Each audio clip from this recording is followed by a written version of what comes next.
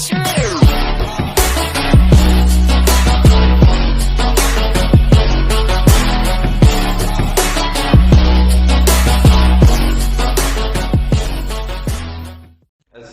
عليكم ورحمة الله تعالى وبركاته. الحمد لله رب العالمين، والعاقبة للمتقين، والصلاة والسلام على أشرف الأنبياء والمرسلين، وعلى آله وأصحابه وأهل بيته وعترته وعلماء أهل سنته وأولياء أمته الراشدين المرشدين. أما بعد، فقد قال الله تعالى في كلامه المجيد. সকলে জবান খুলে পড়ুন আউযু বিল্লাহি মিনাশ শাইতানির বিসমিল্লাহির রাহমানির ইয়া আইয়ুহাল্লাযীনা আমানু দুখুলু ফিস-সিলমি কাফা ওয়া লা তাত্তাবি'উ খুতুওয়াতিশ শাইতান ইন্নাহু লাকুম আদুউম মুবিন।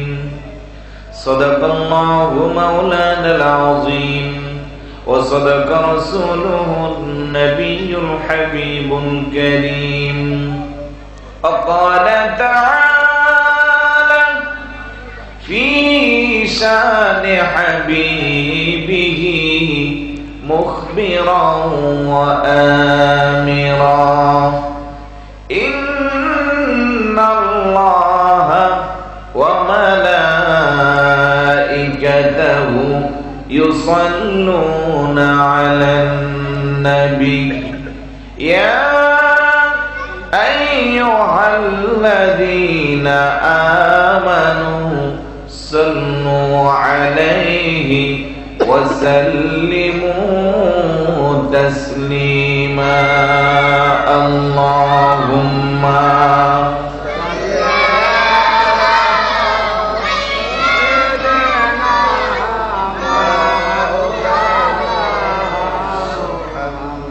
وعلى آل سيدنا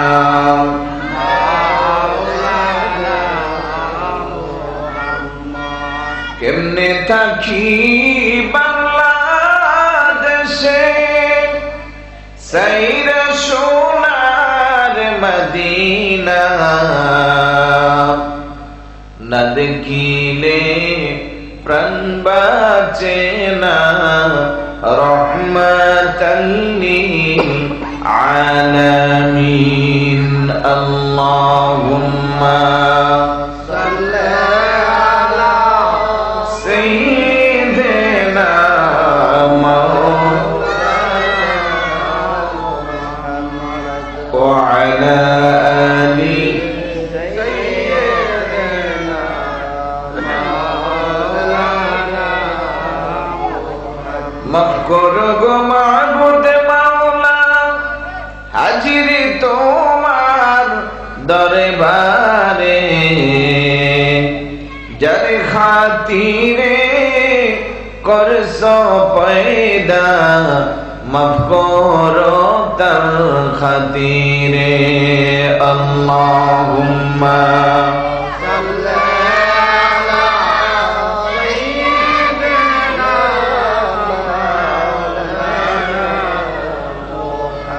وعلى آل سيدنا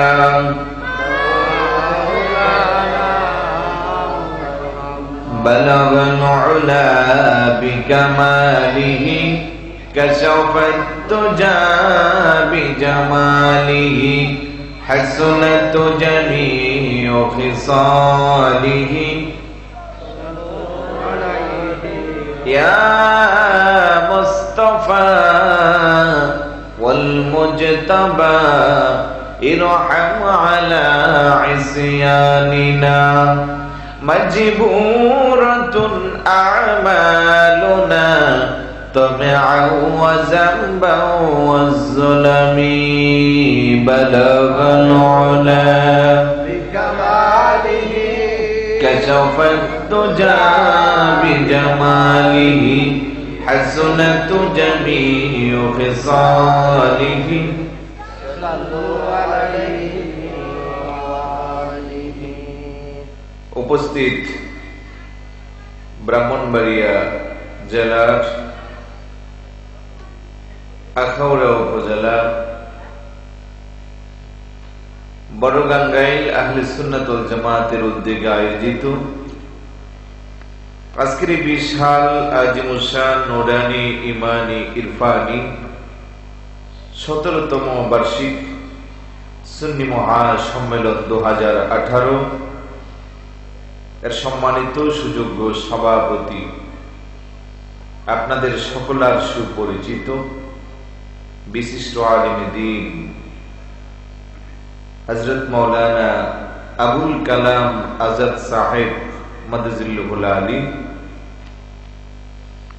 এতক্ষণ যাবৎ যিনি সুললিত কণ্ঠে আপনাদেরকে মূল্যবান আলোচনা শুনিয়েছেন,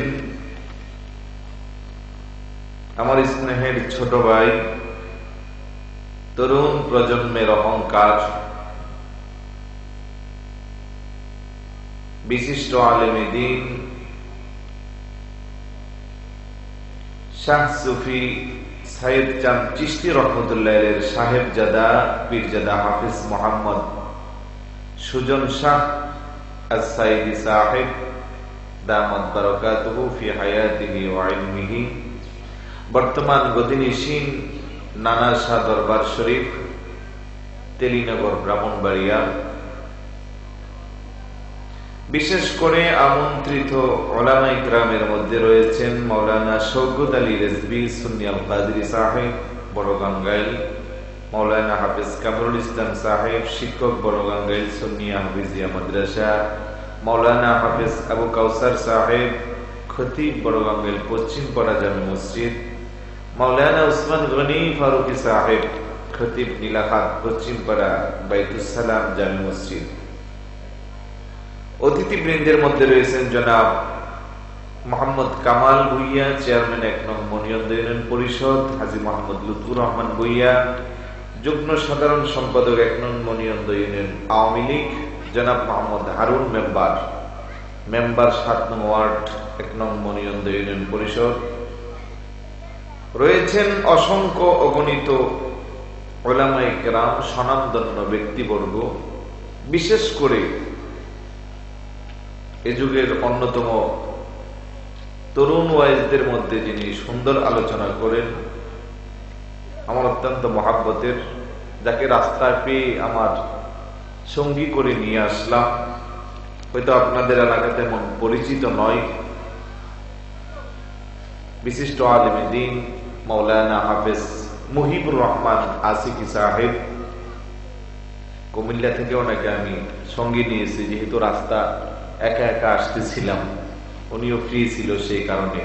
সামনে বসা নবী প্রেমিক, অলি প্রেমিক, মাহফিল প্রেমিক, কোরআন সুন্নাহ প্রেমিক, আশিক রাসূল ভাইয়েরা, পর্দার অন্তর আড়ালের মা ও বোনেরা, যুবক আমার সাথী ভাইয়েরা, ছোট ছোট কলিজার টুকরারা, সকলের প্রতি আবারও আন্তরিক সালাম। আসসালামু আলাইকুম ওয়া রাহমাতুল্লাহ। সর্বপ্রথম মহান আল্লাহ সুবহানাহু ওয়া তাআলার দরবারে অসংখ্য অগণিত শুকরিয়া যে আল্লাহ দয়া করে, মায়া করে, মহব্বত করে আল্লাহ পাকের হাজার হাজার বান্দা বান্দি থেকে যাচাই করে, বাছাই করে, নির্বাচিত করে আজকের আজিমুস শান বেহেশতের বাগানে আসার, বসার, কিছু বলার, শ্রবণ করার তৌফিকটুকুন দান করলো। সেই আল্লাহর দরবারে শুকরিয়া আদায় করা দরকার আছে কি নাই? এটা জবান খুলে বলুন, আছে কি নাই? আসুন সকলে একবার অন্তরস্থল থেকে সবটুকুন আবেগকে উজাড় করে মুহাব্বতের সাথে সমবেত কণ্ঠে রাত্রি নিস্তব্ধতাকে বন্ধ করার লক্ষ্যে সিংহের মতো গর্জন দিয়ে চিৎকার করে বলি আলহামদুলিল্লাহ। আর একটু জোরে বলি আলহামদুলিল্লাহ। সাথে সাথে লক্ষ কোটি দুরূদ ও সালাম জানাই আল্লাহর সৃষ্টি জগতের যিনি প্রথম এবং প্রধান আকর্ষণ, সমস্ত নবী রাসূলদের মাথার মুকুট, শামসুল হিদায়াত, আফতাব নবুয়ত, শাহিল রিসালাত, আপনার নবী আমার নবী, तमाम বিশ্ব জগতের নবী, ইমামুল আম্বিয়া ওয়াল মুরসালিন, আশরাফুল আম্বিয়া ওয়াল মুরসালিন, শামসুদ দুহা, বদরুদ দুজা, নূরুল হুদা, নূরুন আলা নূর, সাইয়্যিদানা শাফিয়ানা হাবিবানা ওয়া মাওলানা মুহাম্মদ সাল্লাল্লাহু তাআলা আলাইহি ওয়াসাল্লামের কদমে দরুদ ও সালাম যেন আল্লাহ কবুল আর মঞ্জুর করে বলি আমিন। আর একটু জোরে বলি আমিন। প্রিয় উপস্থিতি, আপনারা খুশি না বেজার? আওয়াজে বোঝা যায় খুশি না? সবাই কি ভালো আছেন? সুস্থ আছেন? চেহারাগুলা কেমন যেন মলিন মলিন, নাকি রাত বেশি হয়ে গেছে, ঘুম চলে আসছে? ভালো থাকলে তো চেহারা দেখলে বোঝা যায়, কারণ বিজ্ঞানের ভাষায় face is the index of mind. Face is the index of mind. তার মানে হলো মানুষের চেহারাটা দেখলে, আর একটু ইজি ভাবে বলা যায় face is the mirror of mind. মানুষের এই বডির আয়না হলো তার চেহারা। কথা বলেন ঠিক না? তার যে মন মানসিকতা, সে কি সুস্থ না অসুস্থ, ভালো না খারাপ, চেহারা দেখলে বোঝা যায়। কথা কোন ঠিক না? তাহলে আপনাদের কি হয় মন খারাপ? মন খারাপ থাকলেও তো ভালো হওয়ার কথা, কারণ এখন আমরা বসেছি কোথায়? আওয়াজ দিয়ে বলুন না কোথায়? অনেকে বলবে যে এটা কোন বেহেশতের বাগান, পাতলা শাড়ির মধ্যে বসলাম, উপরেও পাতলা সামিয়ানা। আমি বলবো তারপরেও এটা জান্নাতের টুকরা, বেহেশতের বাগান। বড় করে বলুন সুবহানাল্লাহ। এখানে থাকলে অসুস্থ হইলেও পরে তাকে সুস্থ হতে হয়, কারণ বেহেশতি মানুষরা কখনো অসুস্থ থাকে না। একটু একটু চেহারায় মুস্কি হাসি রাখলে বিজ্ঞানের ভাষায় যেমন আপনি সুস্থ। ১৫০০ বছর পূর্বে আমার রাসূল আপনার জন্য আরেকটা সুন্দর হাদিস দিয়ে গেছেন। রাসূল বলেন, মান তামাসসাকা বিসুন্নতি ইনদা ফাসাদি উম্মতি ফালাহু আজরু মিআতু শাহীদিন। ফিতনা ফাসাদের যুগে আমার কোন গুনাহগার উম্মত যদি আমার ছোট্ট একটা আদনা সুন্নতের উপরে আমল দেয়, তার আমল নামায় ১০০ গণা কাটা শহীদের সওয়াব। বড় করে বলুন সুবহানাল্লাহ। হাদিস শরীফ খুলে দেখেন, তাবাসসুম তথা মুস্কি হাসি দেওয়া রাসূলের পাকের সুন্নত। সুবহানাল্লাহ বলেন না? তাহলে একটু মুস্কি মুস্কি হাসি নিয়ে মাহফিলে বসলে একদিক দিয়ে সওয়াব, আরেক দিক দিয়ে আপনার মন ভালো, বক্তারও মন ভালো, মনে মনে ধরবে যে না আমাকে দেখে তারা খুশি। কথা কোন ঠিক না? কিন্তু আপনাদের যে জিমাইন্না বাপ দেখে মনে হইতেছে যদি টাকা থাকতো, সম্ভব হইতো সবার জন্য একটা একটা বালিশ আর কম্বল নিয়ে আসতাম। মাত্র বাজতে আছে 11টা। সাধারণত 11টার আগে কোথাও মাইক পাই না, মাঝে মধ্যে তকদির ভালো হইলে 10টা 9টাও পাওয়া যায়। আজকে ভাইরা কিন্তু আগে আসতে পারলে আগেই দিত। কথা কোন ঠিক না? কিন্তু কি করব, 2 ঘন্টার রাস্তা লাগছে 4 ঘন্টা। এখন চট্টগ্রাম থেকে কুমিল্লা শুরু, সর্বোচ্চ 2 ঘন্টা, ওইখানে গেছে আমার 4 ঘন্টা, এদিক দিয়ে লাগছে আরো 2 ঘন্টা, প্রায় 6-6.5 ঘন্টার মতো। তাও অফিসিয়াল প্রোগ্রামে ব্যস্ত ছিলাম, ঘুম নাই। পরশুদিন গেলাম আমি নবীনগর এলাকা থেকে, তারপরে গতকাল ছিল চট্টগ্রাম। মাহফিল শেষ করে এসে কাজ টাজ গুছাইয়া সকালে যে বেরিয়েছি এই অবস্থা। সকালে একটু খাইছিলাম, খাওয়ারও সুযোগ নেই। এখানে এসে বলছি যদি না দেন তাহলে মাহফিল চলবে না, কারণ ইঞ্জিল কি তেল ছাড়া চলবো? চলবে না। তো যাক, তারপরেও শুকরিয়া যে আপনারা এখনো মহাব্বত নিয়ে বসে আছেন। আপনারা যদি অনুমতি দেন কিছু সময় আপনাদের সামনে আলোচনা করব।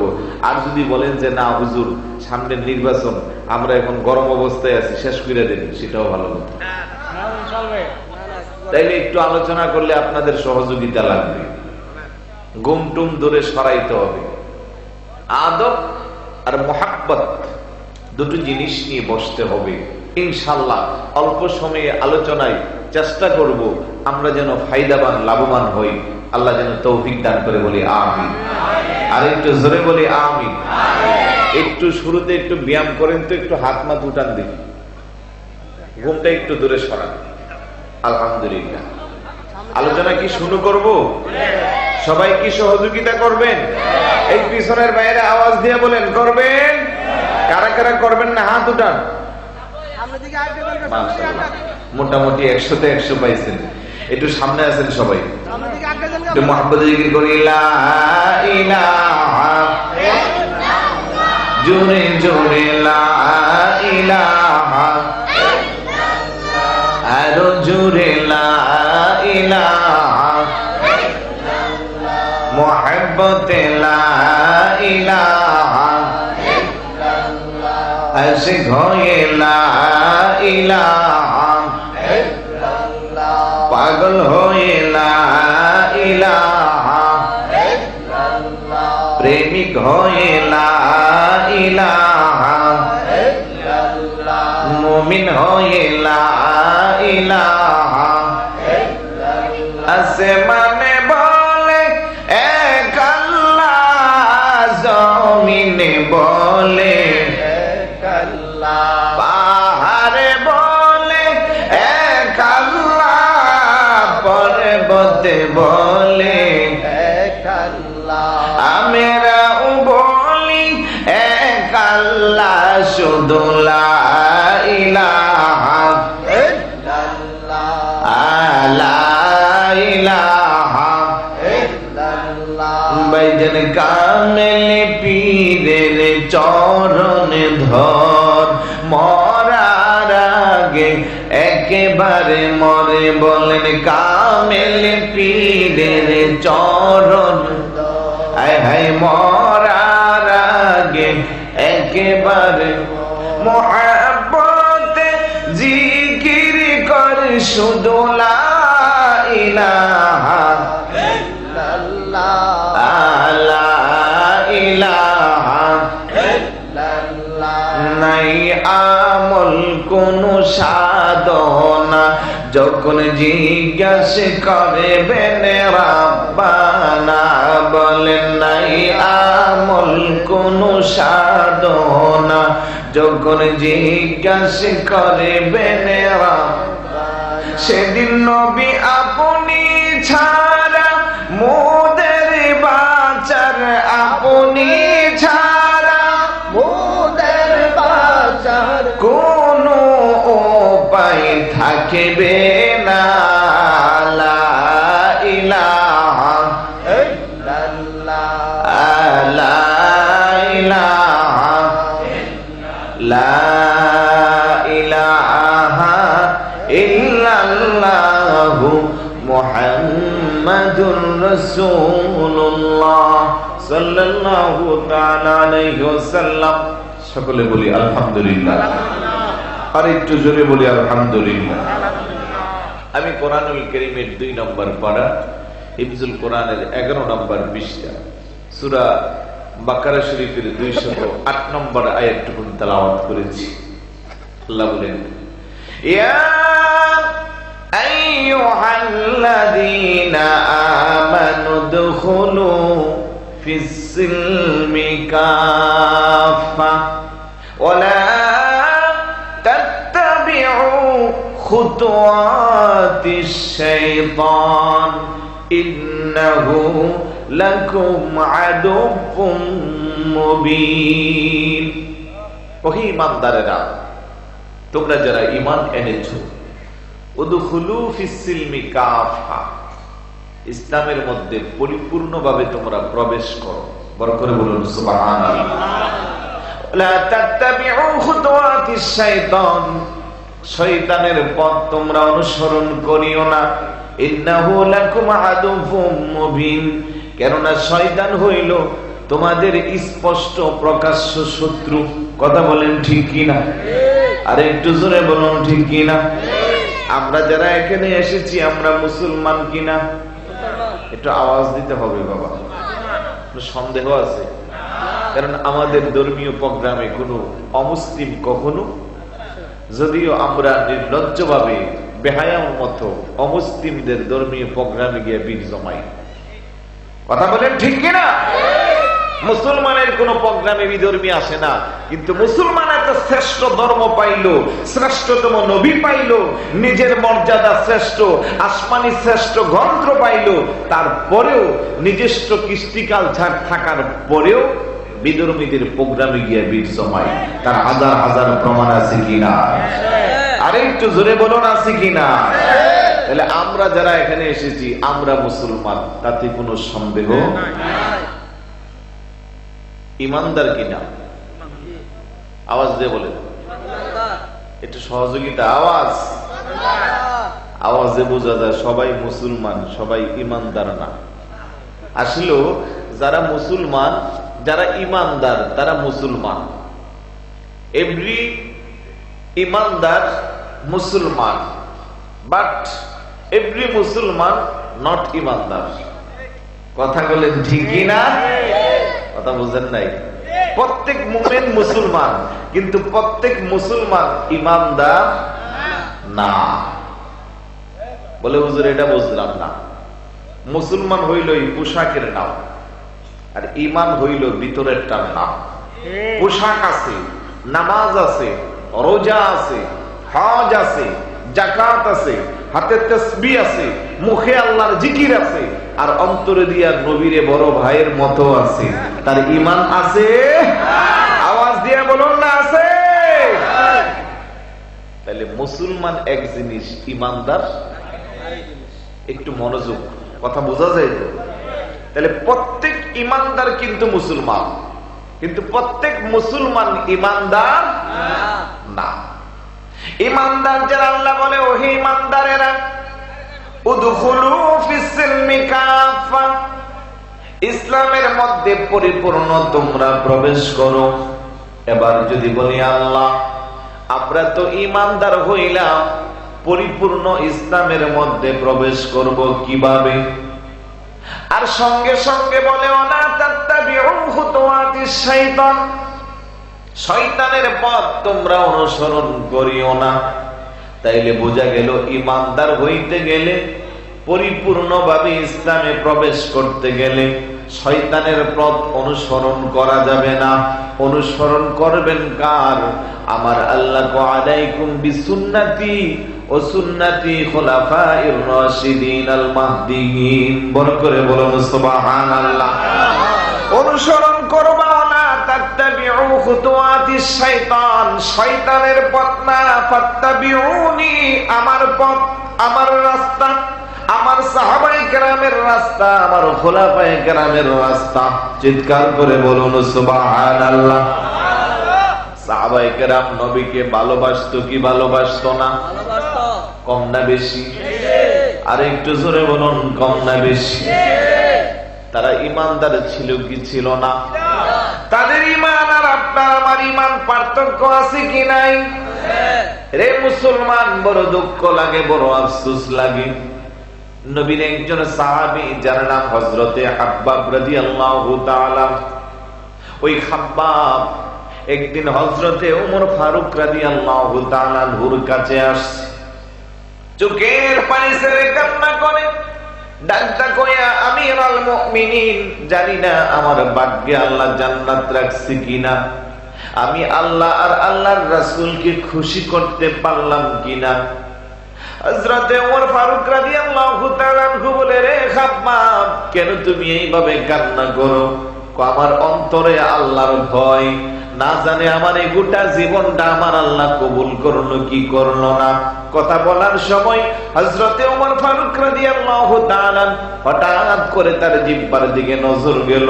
এবার দেখতেছে জিহ্বার মধ্যে বড় বড় ছিদ্র, কালো কালো দাগ। বড় করে বলুন সুবহানাল্লাহ। ডাকদা বলে, রে ভাই খাব্বাব, তোমার জিহ্বার মধ্যে এত ছিদ্র কেন, কালো কালো দাগ কেন?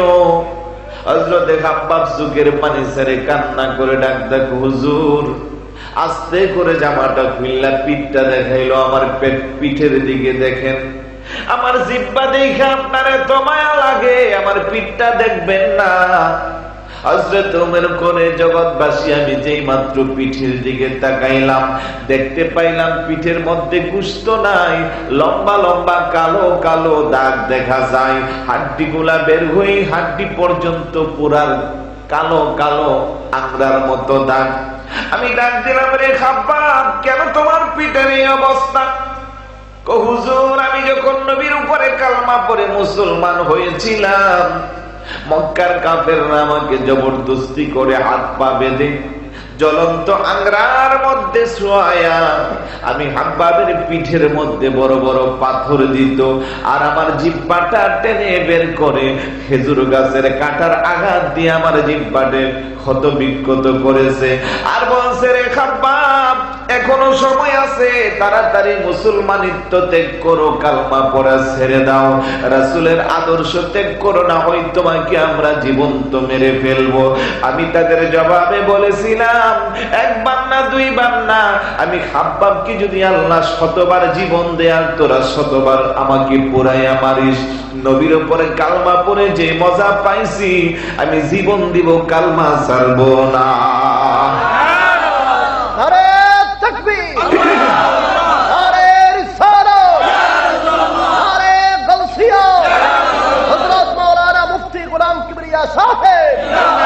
আমার ভাইরা বাবারা, তারাও ইমানদার, আমরাও ইমানদার, কথা বলেন ঠিক কি না? পার্থক্য আছে কি নাই? আজকের মুসলমান ইমানের কোনো দাম নাই। সাহাবায়ে কেরামের কাছে নিজের জীবনের চেয়ে বেশি ইমানের দাম ছিল, কথা বলেন ঠিক কি না? জ্বলন্ত প্রমাণ কারবালার জমিনে নবীর কলিজার টুকরা বেহেশতের কোটি কোটি যুবকদের সর্দার সাইয়্যিদুশ শুহাদা, শহীদে দস্তে কারবালা ইমাম হুসাইন রাদিয়াল্লাহু তাআলা ঘুরে গেল, গোটা পৃথিবীবাসীর বুঝাইলো, রে পৃথিবীর মানুষেরা, সম্পদের মায়া করিস না, সন্তানের মায়া করিস না, দেশের মায়া করিস না, নিজের দেহের মায়া করিস না, বিনিময়ে আমার নানা জানের রেখে যাওয়া ইসলাম আর ঈমানটাকে ঠিক রাখিস। করে বলুন সুবহানাল্লাহ। পৃথিবীর ইতিহাসে এমন দৃষ্টান্ত আর একটাও নাই।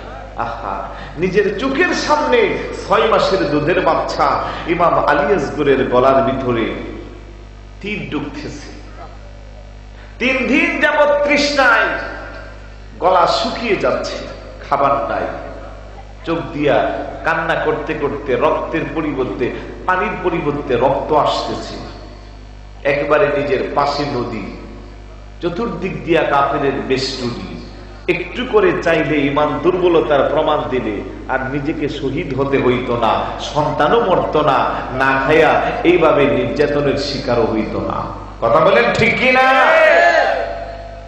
একাধারে পৃথিবীর ইতিহাসে ইমানের জন্য এত বড় বিসর্জন আর দ্বিতীয় কেউ দেয় নাই। আমার ইমাম হুসাইন মদিনা শহর ত্যাগ করলো, জন্মভূমির মায়া ত্যাগ করলো। আমার ইমাম হুসাইন নিজের চোখের সামনে সন্তানের মায়া ত্যাগ করলো, শুধু তাই না, সম্পদের মায়া ত্যাগ করলো, শেষ পর্যন্ত বুকের তাজা রক্ত উপহার দিয়ে আপনাকে আমাকে সত্যিকারের ইসলামটা দিয়ে গেল। বড় করে বলুন সুবহানাল্লাহ। কত বেশি তারা ইমানের মূল্য দিত। আজকের মুসলমান 20 টাকা 30 টাকার কাছে ইমান বিক্রি করে, কথা বলেন ঠিক কিনা?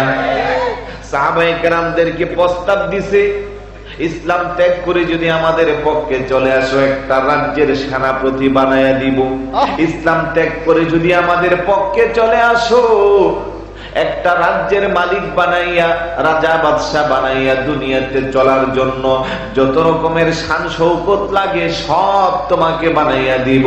সাহাবায়ে কেরাম তাদের প্রস্তাবে থুতু নিক্ষেপ করেছে, না না না, রাসূলুল্লাহর প্রতি কালমা পড়ে যে মজা পাইলাম দুনিয়ার বাদশাহী আর রাজার চেয়েও আরো বেশি দামি। বড় করে বলুন সুবহানাল্লাহ। তারা নিজেকে নবীর গোলাম পরিচয় দিতে পেরে ধন্য মনে করেছে। তারা দুনিয়ার রাজা বাদশাহ হওয়ার চেয়েও নবীর গোলাম পরিচয় দেওয়াটা নিজেকে বড় মনে করেছে। কথা বলেন ঠিক কিনা? নবীর গোলাম পরিচয় দেন যখন সফিনা, বনের সিংহ পথ দেখাতে নেই কোনো ভাবে না। ইহ পর জগতে যাহার জন্য পাগল হই, প্রিয় নবীর গোলাম ছাড়া অন্য কিছু নয়। বলেন দো জাহানে কি যে হবে আমার পরিচয়, দো জাহানে কি যে হবে আমার পরিচয়, প্রিয় নবীর গোলাম ছাড়া অন্য কিছু নয়। কথা বলেন ঠিক কিনা? কত বেশি মহব্বত করত নবীর প্রিয় সাহাবী হযরত আবু বকর সিদ্দিক রাদিয়াল্লাহু তাআলা। তখনও মুসলমানের সংখ্যা 40-এর কোঠায় পৌঁছে না, এখনো 40 জন মুসলমান হই না।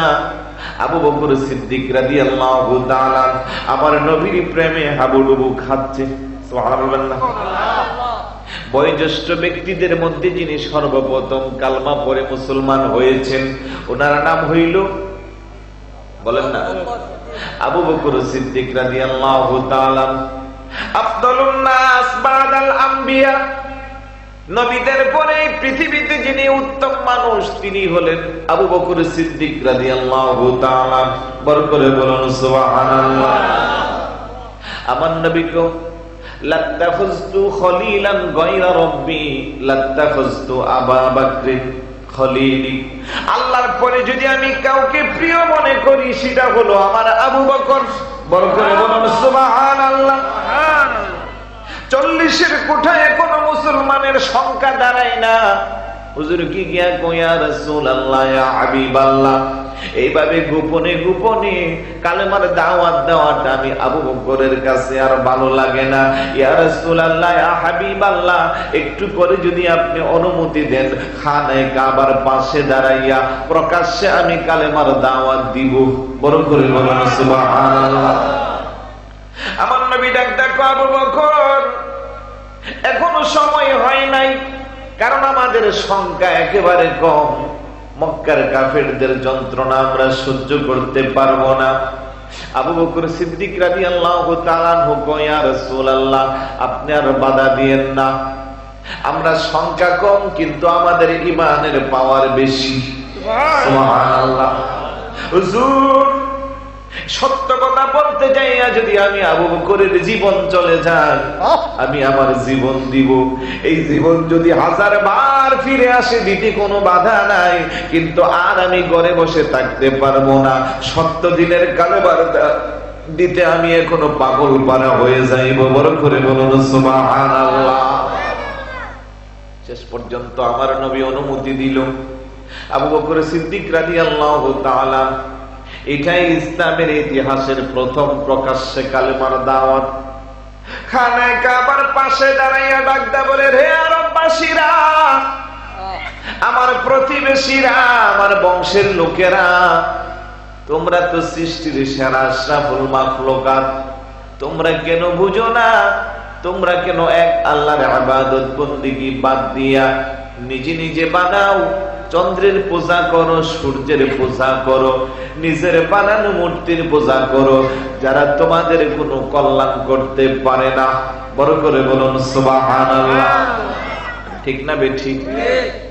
রে কেমন মানুষ তোমরা? মাটি দিয়া মূর্তি বানাও, সেই মূর্তির পূজা করো, কিছুদিন পরে আবার সেই মূর্তিটা ভেঙে ফেলে দাও। এটা তো আমার বুঝে আসে না। সুতরাং এখনো সময় আছে, তোমরা তাড়াতাড়ি করে চন্দ্রের পূজা, সূর্যের পূজা, নিজের বানানো মূর্তির পূজা ত্যাগ করে তাড়াতাড়ি করে আমার রাসূলের উপরে ঈমান এনে নাও। বড় করে বলুন সুবহানাল্লাহ। দাওয়াতটা ভালো না খারাপ? আর একটু জোরে বলুন, ভালো না খারাপ? তার চেয়ে উত্তম দাওয়াত আর হইতে পারে না। মক্কাবাসীরা কয় হায়, কুহাফার ছেলে আবু বকর অত্যন্ত সহজ সরল, আমাদের বংশে তার মতো এমন চরিত্রবান ভালো মানুষ তো আর নাই। কিন্তু সে তো আব্দুল্লাহর ছেলে মুহাম্মদের প্রেমের পাগল পারা হয়ে এখন পাগল হয়ে গেছে। হাজার হাজার বছর যাবত আমরা আমাদের ধর্মের চর্চা করতেছি, আর আবু বকর আজকে খানায়ে কাবার পাশে প্রকাশ্যে কালেমার দাওয়াত দিছে। এখনো তাদের সংখ্যা 40 হয় নাই। এত বড় স্পর্ধা আবু বকর কোথায় থেকে পাইল? রে আমাদের বংশের লোকেরা, কাফের বেঈমান মুশরিকেরা, আর দেরি না, যার যার হাতে যা আছে সব নিয়ে জাপাইয়া পড়ো। আজকে জীবনের মতো আবু বকরকে দুনিয়া থেকে সরিয়ে দাও। চিৎকার করে বলুন নাউজুবিল্লাহ। চতুর্দিক দিয়া বৃষ্টির মতো পাথর নিক্ষেপ হচ্ছে। অন্যান্য সাহাবারা টার্গেট না, সবার একটাই টার্গেট, আবু বকর সিদ্দিক রাদিয়াল্লাহু তাআলা আনহুকে শহীদ করা। তারা যতই পাথর মারে, আবু বকরের নবীর প্রতি প্রেম আরো বেড়ে যায়। বড় করে বলুন সুবহানাল্লাহ। ডাকদা বলে, রে আমার বংশের লোকেরা, মারতে পারিস, কিন্তু আমি আমার নবীকে ছাড়তে পারবো না। এত বেশি ওনাকে রক্তাক্ত করা হলো। ইসলামের ইতিহাসে এই প্রথম আবু বকরের পা থেকে মাথা পর্যন্ত রক্ত দিয়া জমিন লাল হয়ে গেল। খানায়ে কাবার পাশে উঠাইয়া পড়ল, কথা নাই, আওয়াজ নাই, রক্ত দিয়া জমিনটা লাল হয়ে গেল। আরববাসীরা আজ বোধ হয় আবু বকরের জন্য জীবনের শেষ দিন। নিশ্চিত আবু বকর মরে গেল, তারা মনে করে চলে গেছে। বংশের লোকেরা যদিও কাফের আর বেঈমান, তারা আমাদের আবু বকরের মতো এত ভালো ছেলে আমাদের বংশে নাই, কেন তারা আমাদের আবু বকরকে মারলো? চলো আজকে আমরা তার প্রতিশোধ নিব। প্রতিশোধ নেওয়ার জন্য সবাই অস্ত্র নিয়ে চলে আসলো। মুরব্বীরা প্রতিশোধ পরে, আগে আমাদের আবু বকরকে বাঁচানোর দরকার। যদিও তারা ঈমান আনে নাই, বংশীয় একটা রক্তের টান আছে। কথা বলেন ঠিক কিনা? চতুর্দিক দিয়া বেষ্টনী দিল। আবু বকর সিদ্দিক রাদিয়াল্লাহু তাআলা চক্ষু খুলে না, জবান খুলে না। আবু বকর সিদ্দিক রাদিয়াল্লাহু তাআলা আনহুর আম্মা উম্মুল খায়র তখন ইসলাম ধর্ম গ্রহণ করেন নাই। মা এসে কান্না করে হাওমাও করে বলে, বাবা লক্ষ্মী সোনা, জাদু ময়না, একটি বারের জন্য তোমার চক্ষু খুলে তাকাও, আর একটি বারের জন্য তোমার জবানটা খোলো, তোমাকে একটু তৃষ্ণা মিটায়া তোমার জীবনটা বাঁচাই। বড় করে বলুন সুবহানাল্লাহ। বংশের লোকেরা কান্নাকাটি করে। যেই মাত্র চক্ষু দুইটা খুললো, ডান দিকে তাকায়, বাম দিকে তাকায়, সামনে তাকায়, পিছনে তাকায়। এবার জবান খুললা কয়, এত মানুষ দেখি, কেন আমার নবীকে আমি দেখি না? বংশের লোকেরা এসেছে প্রতিশোধ নেওয়ার জন্য।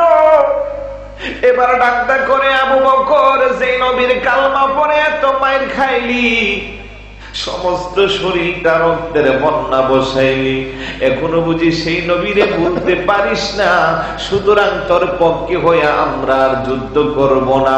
সবাই যার যার মতো করে চলে গেছে। দরম দুঃখিনী মা যদিও ইসলাম ধর্ম গ্রহণ করেন নাই, সন্তানকে ফেলে কিন্তু আর যাইতে পারে না। কথা বলেন ঠিক কিনা? সন্তান যতই খারাপ হয়, পৃথিবীর সবাই ভুলে গেলেও মা বলতে পারে না। কথা বলেন ঠিক কিনা? বিদেশে বিরাজে যদি পুত্র মারা যায়,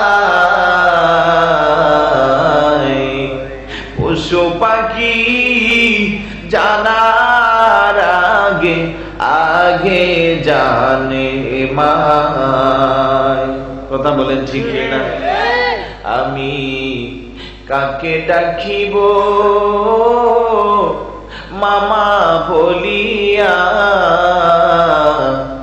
মাঝে আমার চলে গেল জীবনের লাগিয়া। আগের মুরব্বীরা এমন বলতো, যখন মোবাইল ছিল না, টেলিফোন ছিল না, সন্তান যদি বিদেশে অসুস্থ হইতো, গভীর রজনীতে জনম দরদির মার ঘুম ভেঙে যেত। বারান্দায় যায়, বাহিরে যায়, আসা যাওয়া করে, বাবা ডাকো, কেন তুমি এইভাবে ছটফট করতেছ? মা ডাইরেক্ট নাম ধরে রাখো, আমার আব্দুল রহিম, আব্দুল করিম বোধহয় অসুস্থ হয়ে গেছে। 3 দিন পরে, 5 দিন পরে, 1 সপ্তাহ পরে চিঠি আসতো, সত্যি সত্যি ওই রাতের বেলায় সন্তান অসুস্থ হয়েছে। কথা বলেন ঠিক কিনা? ওই আবু বকর সিদ্দিক রাদিয়াল্লাহু তাআলা আনহুর মা সবাই চলে গেল, আবু বকর যায় না। মা ডাকদা বলে, সন্তান আমার একটু জবানটা খুলো, একটু পানি দাই, না হয় তুমি রক্ত শূন্য হয়ে মারা যাইবা। আমার আবু বকর ডাকদা বলে, মা খোদার কসম, যতক্ষণ না আমার এই চক্ষু দিয়ে আমি প্রিয় নবীকে না দেখবো, আমি আবু বকর দুনিয়ার কোনো খানা পিনা পানি আমার মুখে দিব না। আশ্চর্য, জীবন চলে যায়, রক্ত জমিন লাল হয়ে গেছে, তারপরেও কারে খুঁজে? আওয়াজ দিয়ে বলুন কাকে? এটার নাম ঈমান, এটার নাম প্রেম, এটার নাম হইল মুহাব্বত। কথা বলেন ঠিক কিনা? মা ডাকদা বলে, তোমার নবী কোথায় আমি জানি না। আবু বকর গো মা, পাশে একটা বাড়ি দেখা যায়, ওই বাড়িতে একটা মহিলা আছে, এই মহিলাটার নাম হইল উম্মুল জামিল। মাগো, ওই মহিলাটার কাছে গেলে পরে আমার দয়ার নবী, মায়ার নবীর খবর পাইবা। উম্মুল জামিল হলো হযরত ওমর ফারুক রাদিয়াল্লাহু তাআলা আনহুর বোন। এখনো কেউ জানে না, ভিতরে ভিতরে আমার নবীর উপরে ঈমান এনেছে। বড় করে বলুন সুবহানাল্লাহ। রাতের অন্ধকার হয়ে গেল, নবীর প্রিয় সাহাবী আবু বকর সিদ্দিক রাদিয়াল্লাহু তাআলা রক্তাক্ত অবস্থায় খানায়ে কাবার পাশে পড়া। জনম দরদি মা খুঁজে বের করলো, ডাকদা বলে, আমার সন্তান অসুস্থ, একটু বলো তোমার নবী কোথায়? আর আমার সন্তানকে নবীর কাছে নিয়ে যেতে হইবে, আমি তো পারবো না, তুমি যদি একটু আসতা। উম্মুল জামিল মনে মনে কয়, আমার আবু বকরকে আজকে এইভাবে তারা রক্তাক্ত করলো, আমার মন তো গিয়ে আছে, কিন্তু আমি তো প্রকাশ্যে কালেমার প্রচার মানুষের কাছে জানাই না, সুতরাং আমার জন্য বড় ভালো হইল, শোনায় সোহাগা হইল। কথা বলেন ঠিক কিনা? আর ভিতরে ভিতরে উনিও তো মুসলমান। ডাকদা বলে, মা চলে, শুনেছি আপনার আবু বকর অনেক ভালো মানুষ, বংশের লোকেরা কেন মানলো? কয়েকটাই কারণ, আমার আবু বকর আখির জামানার নবীর উপরে ঈমান এনেছে। উম্মুল জামিল চলে আসতো, রাতের বেলা আসার পরে আমার আবু বকর ডাকদা বলে, উম্মুল জামিল তাড়াতাড়ি বলো আমার নবী কোথায় আছে, কেমন আছে? উম্মুল জামিল ডাকদা কো, আপনি চিন্তা করবেন না, নবী আমার যায়েদ ইবনে আরকাম রাদিয়াল্লাহু তাআলা আনহুর ঘরে আছে, বড় ভালো আছে। আবু বকর গো, তোমার কথা মানি না, যতক্ষণ না আমি আবু বকরের চোখে আমার নবীকে না দেখবো, ততক্ষণ আমার মনের জ্বালা নিভবে না। বড় করে বলুন সুবহানাল্লাহ। দুইজনে দলল, রাতের অন্ধকার, আবু বকর অসুস্থ, রক্ত শূন্য অবস্থায়, কোন রকমে ধরে ধরে আমার নবীকে দেখার জন্য যায়েদ ইবনে আরকামার দরজার সামনে গেল। যেই মাত্র আমার নবীর চেহারা মুবারক দেখলো, ইয়া রাসূলুল্লাহ বলে একটা ডাক দিল, চোখের পানি ছেড়ে কান্না করে। আবু বকর সিদ্দিক রাদিয়াল্লাহু তাআলা আনহুর কান্না শুনে, ডাক শুনে আমার মায়ের নবীও বসা থেকে উঠে তাড়াতাড়ি করে আবু বকর সিদ্দিক রাদিয়াল্লাহু তাআলা আনহুকে বুকের সাথে জড়িয়ে নিল। বড় করে বলুন সুবহানাল্লাহ। আমার নবীও কান্দে, আবু বকর সিদ্দিক রাদিয়াল্লাহু তাআলা আনহু কান্দে। আবু বকর সিদ্দিক রাদিয়াল্লাহু তাআলা আনহু আমার নবীর কানে কানে কয়, ইয়া রাসূলুল্লাহ, পাশে যে বৃদ্ধ মহিলাটা দেখছেন, বৃদ্ধা মহিলা, এটা আর কেহ না, এটা হইল আমার জনম দরদি মা। হুজুর, আমার মার জন্য একটু দোয়া করেন, আল্লাহ যেন আমার মায়ের ভাগ্যটা প্রসন্ন করে দেয়, আমার মার ভাগ্যে যেন ঈমান নসিব হয়ে যায়। বলতে দেরি আবু বকর সিদ্দিক রাদিয়াল্লাহু তাআলা আনহুর মা ডাক দে বলে, সন্তান আমার, এই বুঝি তোমার নবী? এটা কি মানুষ না ফেরেশতা? এত সুন্দর করে কেমন করে আমার আল্লাহ তোমার নবীরে বানাইলো? বড় করে বলুন সুবহানাল্লাহ। আবু বকর সিদ্দিক রাদিয়াল্লাহু তাআলা আনহু মনে মনে কয়, যদিও আমার শরীরের রক্ত ঝরেছে, বোধহয় আজকে আমার কপাল আরো বেশি খুলে গেছে। ডাক করে, আবু বকর, তোমার রাসূলকে বলো আর দেরি না করে তাড়াতাড়ি যেন আমাকে পড়াইয়া দে লা ইলাহা মুহাম্মাদুর রাসূলুল্লাহ সাল্লাল্লাহু তাআলা আলাইহি ওয়াসাল্লাম। আলহামদুলিল্লাহ বলবেন না? আলহামদুলিল্লাহ। মা তো জীবনে কত মানুষ দেখছি, আমার নবীর মতো এত সুন্দর চেহারাওয়ালা কাউকে দেখি না। আমার নবীর মতো আল্লাহ কাউকে সৃষ্টি করছে? আরেকটু আওয়াজ দিয়ে বলন করছে? করে নাই। কেমন সুন্দর করে আমার নবীর আল্লাহ বানাইছে। মিশরের নারীরা ইউসুফ পয়গাম্বরকে দেখা হাত কাটছিল, মনে আছে নি আপনার? জুলাইখা রাজ দরবারের রানী, এদিকে মনোযোগ। বাজারের কেনা একটা গোলামের প্রেমে পড়ে গেছে। অন্যান্য রমণীরা কো, আমাদের মান সম্মান শেষ, আপনি রাজ দরবারের একজন রানী, বাজারের কেনা একটা গোলামের প্রেমের পাগল পারা হইলেন, রহস্যটা বুঝলাম না। জুলাইখা কো, ঠিক আছে, এত সমালোচনা করিও না, আমার বাড়িতে অমুক দিন তোমাদের দাওয়াত। কিরে ভাই, আপনারা তো বেহেশতের বাগানে আছেন, ওইদিকে যাই হওয়ার হোক, তাকানোর তো দরকার নাই, মনোযোগ রাখেন। এগুলো বানানো কেচ্ছা না, সরাসরি কোরআনের আলোচনা। আলহামদুলিল্লাহ বলবেন না? এত সমালোচনা দরকার নাই, অমুক দিন আমার বাড়িতে তোমাদের দাওয়াত। তারাও মনে মনে খুশি, কারণ রাজ দরবারের দাওয়াত ভালো না খারাপ? ভালো। রাজ দরবারের খাবার খানাও তো আমাদের ভালো খাবারের চেয়ে দামি।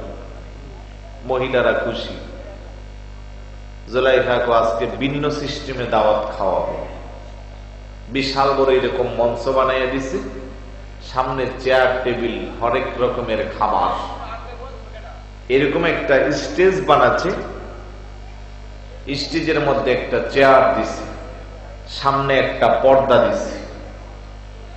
অন্যান্য রমণীরা নির্দিষ্ট সময়ে আসছে, বলতেছে তোমাদের সামনে সব ধরনের খাবার আছে। হ্যাঁ আছে, একটা শর্ত, লেবুটা তোমরা নিজেরা কাইটটা খাইবা। বলবেন না? সব খাবার সামনে আছে, তবে লেবু না দিলে তো খাবার মজা হয় না। লেবুটা তোমরা নিজেরা কাইটে খাইবা, এই জন্য একটা একটা করে ছুরি আর একটা করে লেবু সবার হাতে দিছে। আর ওই দিক দিয়ে ইউসুফ নবীকে আইনা বসাইছে। আপনি কিছু মনে করবেন না, কিছু মানুষ আপনাকে দেখবে, তবে আমি নির্দিষ্ট সময় বলে পর্দাটা সরিয়ে দিব, আপনি কিছু সময় বসে থাকবেন। বড় করে বলুন সুবহানাল্লাহ। এদিক দিয়ে ওনারে ফিট করছে, আর ওই দিক দিয়ে সবার হাতে একটা করে লেবু আর ছুরি দিয়া বলছে, আমি যখন বলবো 1 2 3 অ্যাকশন, আমাদের দেশে যেভাবে বলে আর কি, যে 1 2 3 অ্যাকশন, তোমরা তখন এদিকে তাকাইবা আর তোমাদের লেবু কাটা শুরু করবা। সুবহানাল্লাহ বলবেন না? রমণীরা বড় আগ্রহ নিয়ে বসে আছে। রাজরানী যার প্রেমের পাগল পাড়া আজকে তাকে দেখবে। জুলাইখা সুন্দর করে পর্দাটা সরাচ্ছে হাতে, আর জবান দিয়া 1 2 3 অ্যাকশন বলল। রমণীরা হা করি ইউসুফ পয়গম্বরের দিকে তাকাইছে। চোখের ফলক ফেলবার আর সুযোগ নাই। ওই দিক দিয়া ছুরি কাটতেছে, ওই দিক দিয়া লেবু কাটতে আছে। লেবু কাটা শেষ, এক প্রান্ত থেকে আরেক প্রান্ত গেল, তাদের হাত কাটতে আছে। কাটা জায়গার মধ্যে লেবুর রস পড়লে কেমন লাগে? কেমন পুরানি। আল্লাহ কতনা আইডিয়া হুন্না, এমন কাটা সেদিন তাদের হাত কেটেছিল। অকত্ত আনার তাফসিরে এসেছে গভীর কাটা, কারণ হাত কাটারও তো একটা সিস্টেম আছে। বসতে নিলাম, এখানে একটু লাগলো, একটু ছড়ায় গেল, বলবে হুজুরের হাত কাটি গেছে। আরেকজনে যাওয়ার সময় পরে 3 ইঞ্চি রড এদিকে ঢুকে গেছে, গোশত চলে গেছে অনেকখানি। মাহফিলতে যাওয়ার সময় তার হাত কাটি গেছে। 2 কাঠা পার্থক্য আছে কিনা? আমার আল্লাহ তাদের হাতগুলা গভীর ভাবে সেদিন কেটেছিল। আর তারা জবান দিয়া বলে, মা হাযা বাশারা ইন হাযা ইল্লা মালাকুন কারীম। চিৎকার করে বলুন সুবহানাল্লাহ। রমণীরা হা করে তাকাইয়া, কাটা হাতের মধ্যে লেবুর রস পরে তাদের খবর নাই। তারা ডাক ওইটা কোনো মানুষ না, মানুষ না, মানুষ না, এটা আল্লাহর পাঠানো একটা সম্মানিত ফেরেশতা। জুলাইখা কো না না, এটা আল্লাহর পাঠানো ফেরেশতা না, এটাই বাজারের সেই কেনা গোলাম যার প্রেমের পাগল পারা আমি জুলাইখা। বড় করে বলুন সুবহানাল্লাহ। রে রমণীরা, তোরা এতদিন আমার মন্তব্য করেছি নিয়ে, এখন তোরা বল আমি যার প্রেমে পড়লাম সে প্রেমে পড়ার মতো লোক কিনা? সুবহানাল্লাহ। হযরত হালিমা সাদিয়া রাদিয়াল্লাহু তাআলা আনহা করে জগৎবাসী, মিশরের রমণীরা সেদিন আমার নবীকে, মিশরের রমণীরা সেদিন ইউসুফ নবীকে দেখা তাদের হাত কাটছিল। তারা যদি আমার রাহমাতাল লিল আলামিন নবীর চেহারা মোবারক দেখতো, খোদার কসম রে জগৎবাসী, তারা তাদের কলিজা কাইটা দিত। বড় করে বলুন সুবহানাল্লাহ। কারণ ইউসুফ নবীর সুন্দরের চেয়ে আমার নবী আরো কোটি কোটি গুণ বেশি সুন্দর। আরেকটু জোরে বলুন সুবহানাল্লাহ। আমার নবী কো আনা মালাইহুন ওয়া আখি ইউসুফু সাবিহুন, আমিও সুন্দর, আমার আল্লাহ আমাকে সৌন্দর্য দান করেছে, লাবণ্যময় সৌন্দর্য। ইউসুফ নবী আমার ভাই, তাকেও আল্লাহ সৌন্দর্য দান করেছে, তার সৌন্দর্যটা ছিল ফকফকা সৌন্দর্য। সুবহানাল্লাহ। আমরা যেটা কই সাদা সুন্দর, আরেকটা কো লাবণ্য সুন্দর। সাদা সুন্দরের চেয়ে লাবণ্য সুন্দরের দাম বেশি। কথা কোন ঠিক কিনা? মা আলেমাকে কেমন করে বোঝাবো রে জগৎবাসী? আমি যখন আমার নবীকে দুধ মার দায়িত্ব পালন করতে নিয়েছিলাম, আমি তো গরিব ছিলাম, বড় অভাবী ছিলাম। রাতের বেলা দোলনার মধ্যে আমার নবীকে শোয়ায়া আমি সাংসারিক অন্য কাজে ব্যস্ত ছিলাম। রাতটা ছিল পূর্ণিমার চাঁদের রাত। হঠাৎ করে আমার কানে আওয়াজ আসলো, আরবের লোকেরা ছোটাছুটি করে। একজন আরেকজনকে ডাক ডাকো, কে কোথায় আছো, তাড়াতাড়ি যাও। বলে কারণ কি? ও পৃথিবী ধ্বংস হয়ে যাইবে, আকাশের চাঁদরা লাফালাফি করে। আমার কানে যখন আওয়াজ আসলো, আমিও একটা দৌড় দিলাম, কারণ আমার মনেও স্মরণ আসলো আমি তো আমার ছোট্ট রাসূলকে দোলনার মধ্যে শোয়ায় আসছি। একটা দৌড় দিয়া যখন আমি রাসূলের পাশে আসলাম, কি বলবো রে জগৎবাসী, আমি দেখতেছি পূর্ণিমার চাঁদের সাথে আমার নবী আঙ্গুল মোবারক দিয়া খেলা করে। আমার নবীর আঙ্গুল মোবারক ডান দিকে হেলাইলে পরে চাঁদরা ডান দিকে হেলে যায়, বাম দিকে দিলে পরে বাম দিকে যায়, সামনে দিলে পরে সামনে যায়, পিছনে দিলে পরে পিছনে যায়। আমি ডাকটা বললাম, রে জগৎবাসী, আকাশের চাঁদ লাফালাফি করে কারণ তো তোমরা জানো না, তোমরা ছোটাছুটি করিও না, পৃথিবী ধ্বংস হইবে না। চাঁদ নাচে কারণ তোমরা জানো না, রিমোট তো আমি হালে মারে ঘরের বারান্দায়। আল্লাহ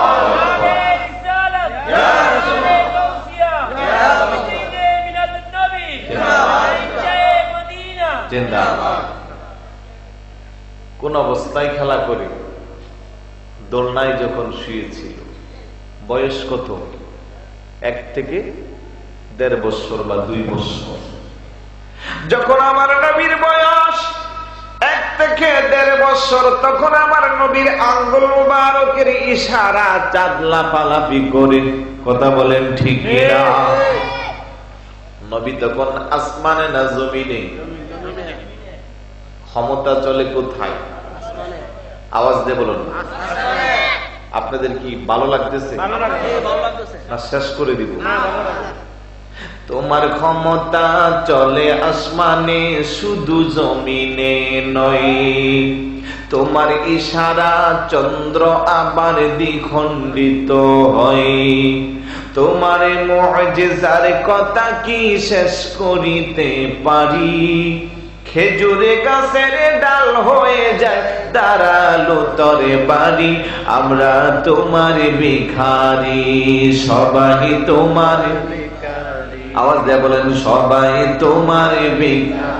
ওগো নবী, প্যারা নবী, তোমারি দরবার যেতাই গেলে একবার যেতে চাই মনে বারে বার। দো জাহানে চলে ওগো তোমার জমিদারি। আল্লাহ সব কিছুর মালিক, তুমি বন্টনকারী, আমরা তোমার ভিখারি। সুবহানাল্লাহ না?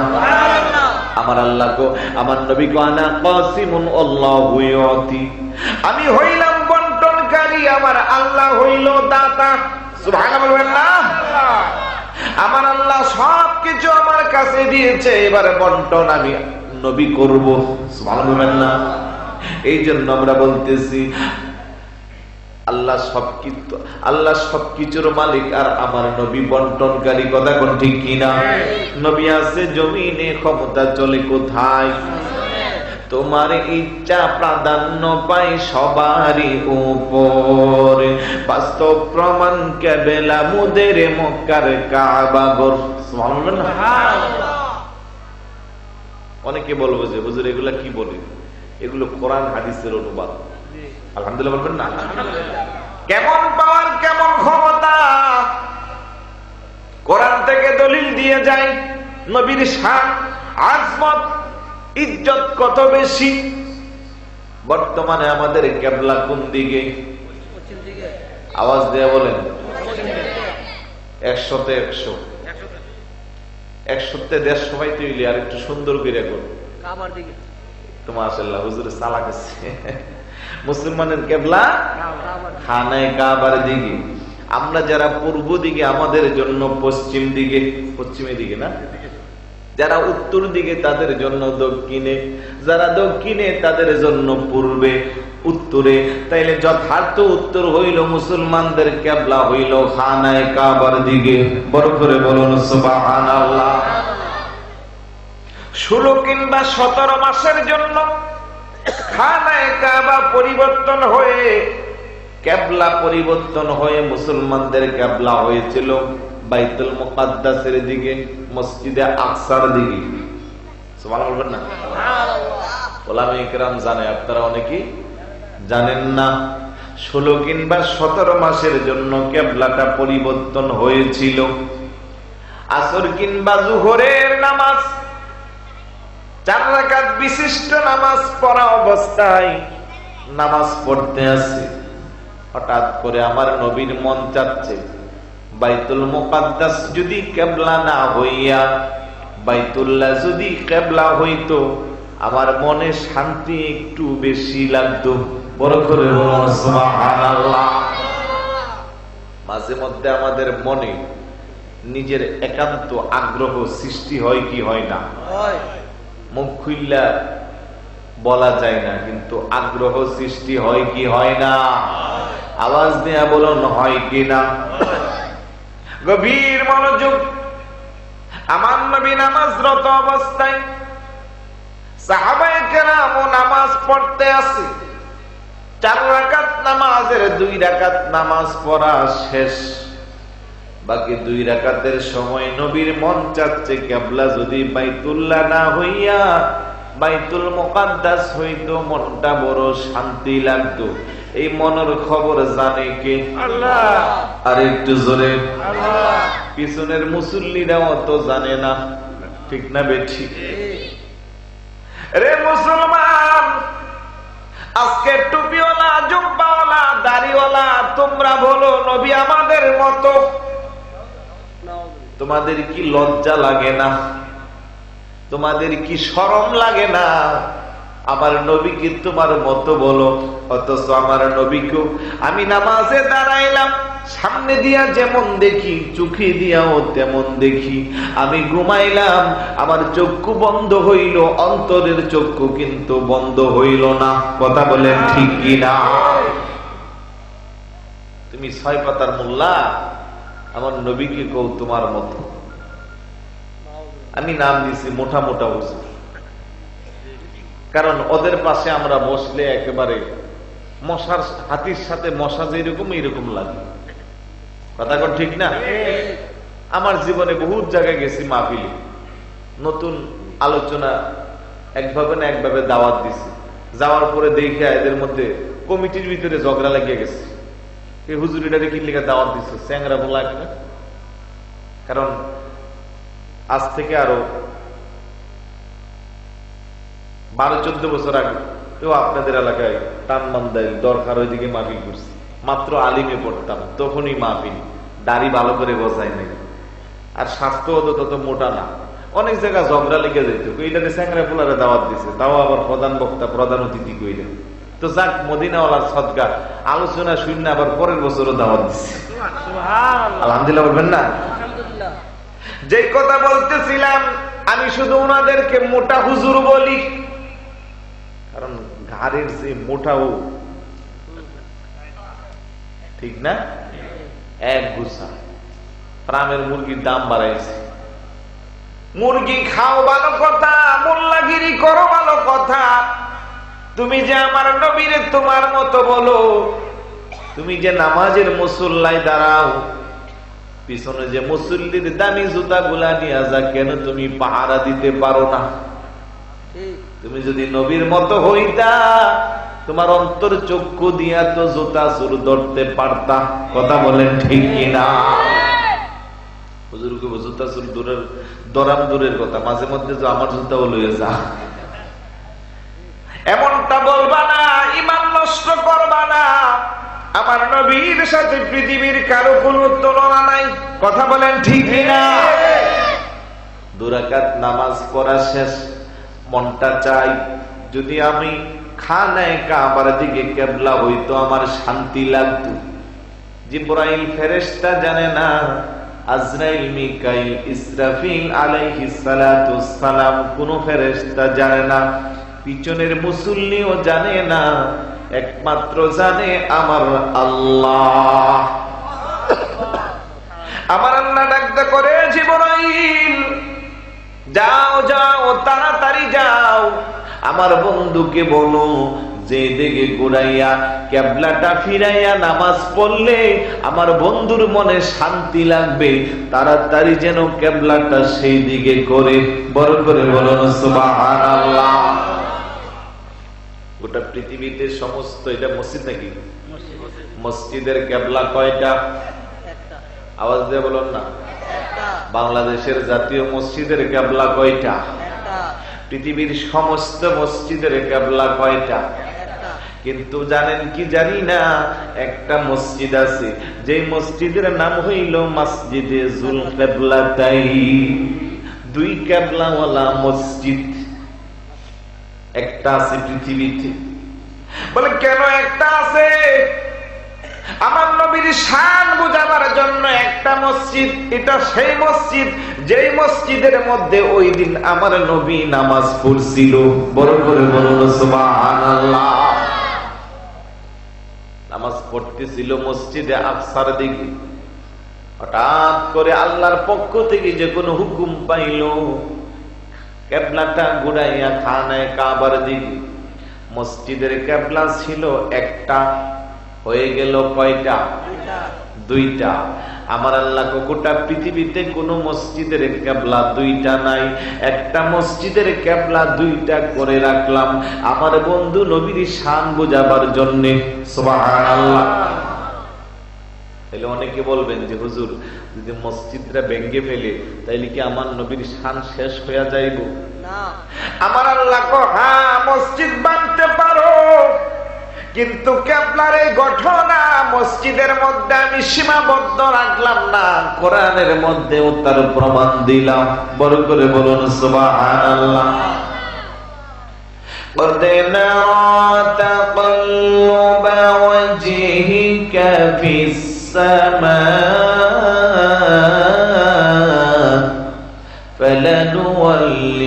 فلنولينك قبلة ترضاها। চিৎকার করে বলুন সুবহানাল্লাহ। فلنولينك قبلة ترضاها। ইয়া রাসূলুল্লাহ, ইয়া হাবিবাল্লাহ, যেদিকে কিবলাটা ফিরাইলে আপনার মনে শান্তি লাগবে আপনি সেই দিকে ফিরান। বড় করে বলুন সুবহানাল্লাহ। কিবলা ছিল একটা, এখনো হয়ে গেল দুইটা। তাইলে আমার নবীর মনের খবর আমার আল্লাহ জানে কি জানে না? আর একটু জোরে বলুন, জানে কি না?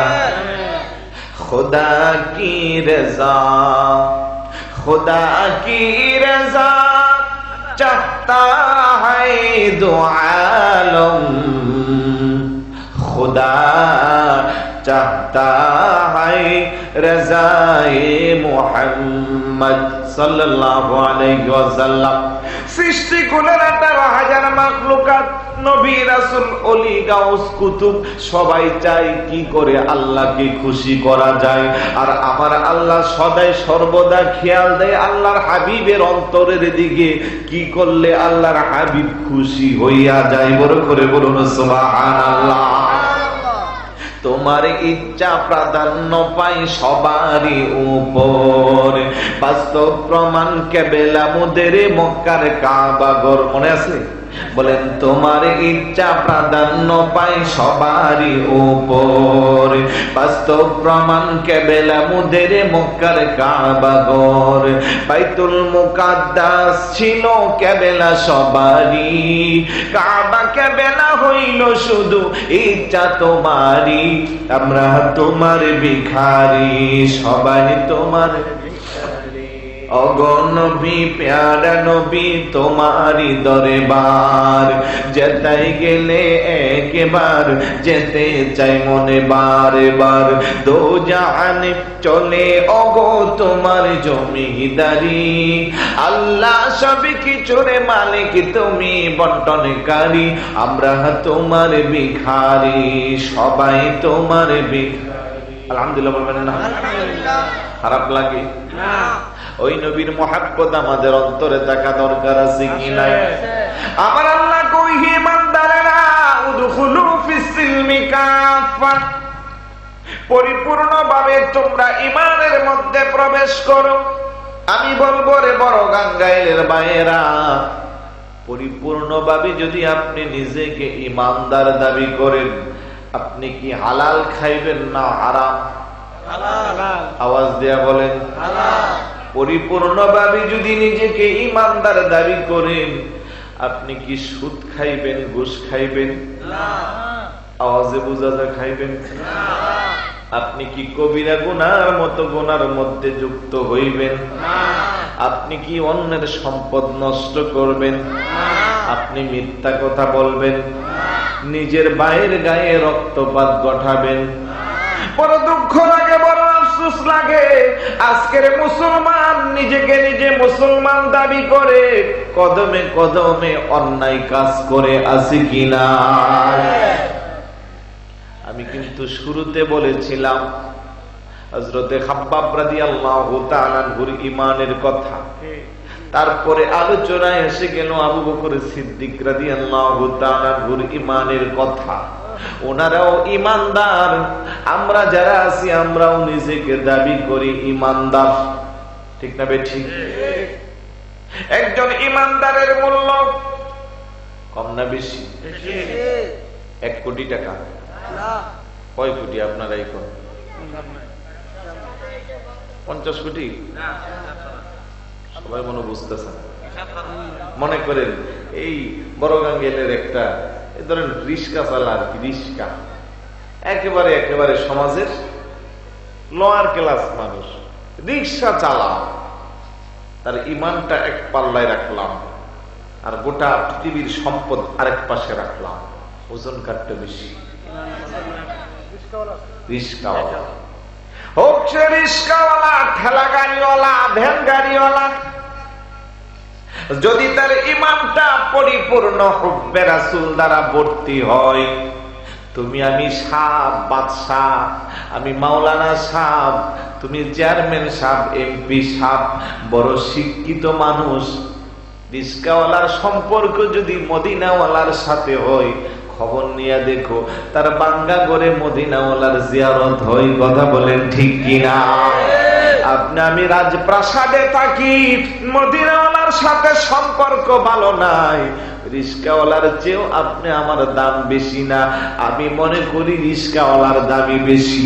কথা বলেন ঠিক কিনা?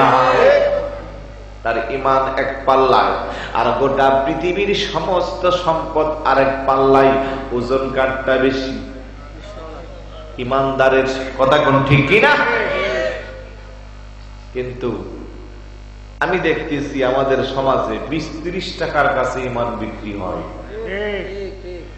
2-4টা এক্সাম্পল দিব, আবার রাগ করবেন না, কারণ অনেকের গায়ে আগুন ধরবো। রাখবে এতক্ষণ হুজুরে সুন্দর ওয়াজ করছিল, এখন তো আমরা সাইজ করতে আছে, মনে কেউ শিখাইয়া দিচ্ছে। আমি গবেষণা করলাম যে মাত্র 30 টাকার কাছে বাংলাদেশের লক্ষ লক্ষ ইমানদার মুসলমান ইমান বিক্রি করে। বলে হুজুর আপনি 30 টাকা কেন? 50 টাকাও না, 100 টাকাও না, 30 টাকা। গরুর দুধের কেজি কত? আধা কেজির দাম কত? আপনাদের এলাকায় গরুর দুধ আসেনি? বিক্রি হয় কোন বাজারে? গঙ্গাসাগর বা একটাই গঙ্গাসাগর, মুগরা বাজার নাকি? আচ্ছা, কোন সময় বিক্রি হয়? কয়টা বাজে? দুধের বাজার আলাদা আছে না? বালতি দিয়ে নিয়ে গিয়া সবাই বসে, ক্রেতারা গিয়া বালতি দিয়া জগ দিয়া কিনে। মনে করেন আগামীকাল দুধের বাজার জমছে, 8:30 বাজে জমজমাট। আজ থেকে যদি সভাপতি হুজুরে গিয়া কয় যে ইউনুস সাহেব থানা থেকে ম্যাজিস্ট্রেট নিয়ে আসছে আর সাথে কি জানে একটা মেশিন আছে, দুধের বালতি পরীক্ষা করব, তাইলে দেখবেন 5 মিনিটের মধ্যে কিছু বালতি আছে, মানুষ নাই। কথা বলেন ঠিক কিনা? আরে এত সুন্দর সুন্দর বালতি, মানুষ কই? কই মানুষ নাই, বালতি ফালাই গেছে। কারণটা কি? ভেজাল। কি ভেজাল? পানি। 2 কেজি দুধের মধ্যে পানি মিশাইলে কতটুকু মিশান যায়? উনি কয় 1 কেজি। 1 কেজি মিশাইলে পরের দিন আর এই দুধ কেউ নিত না।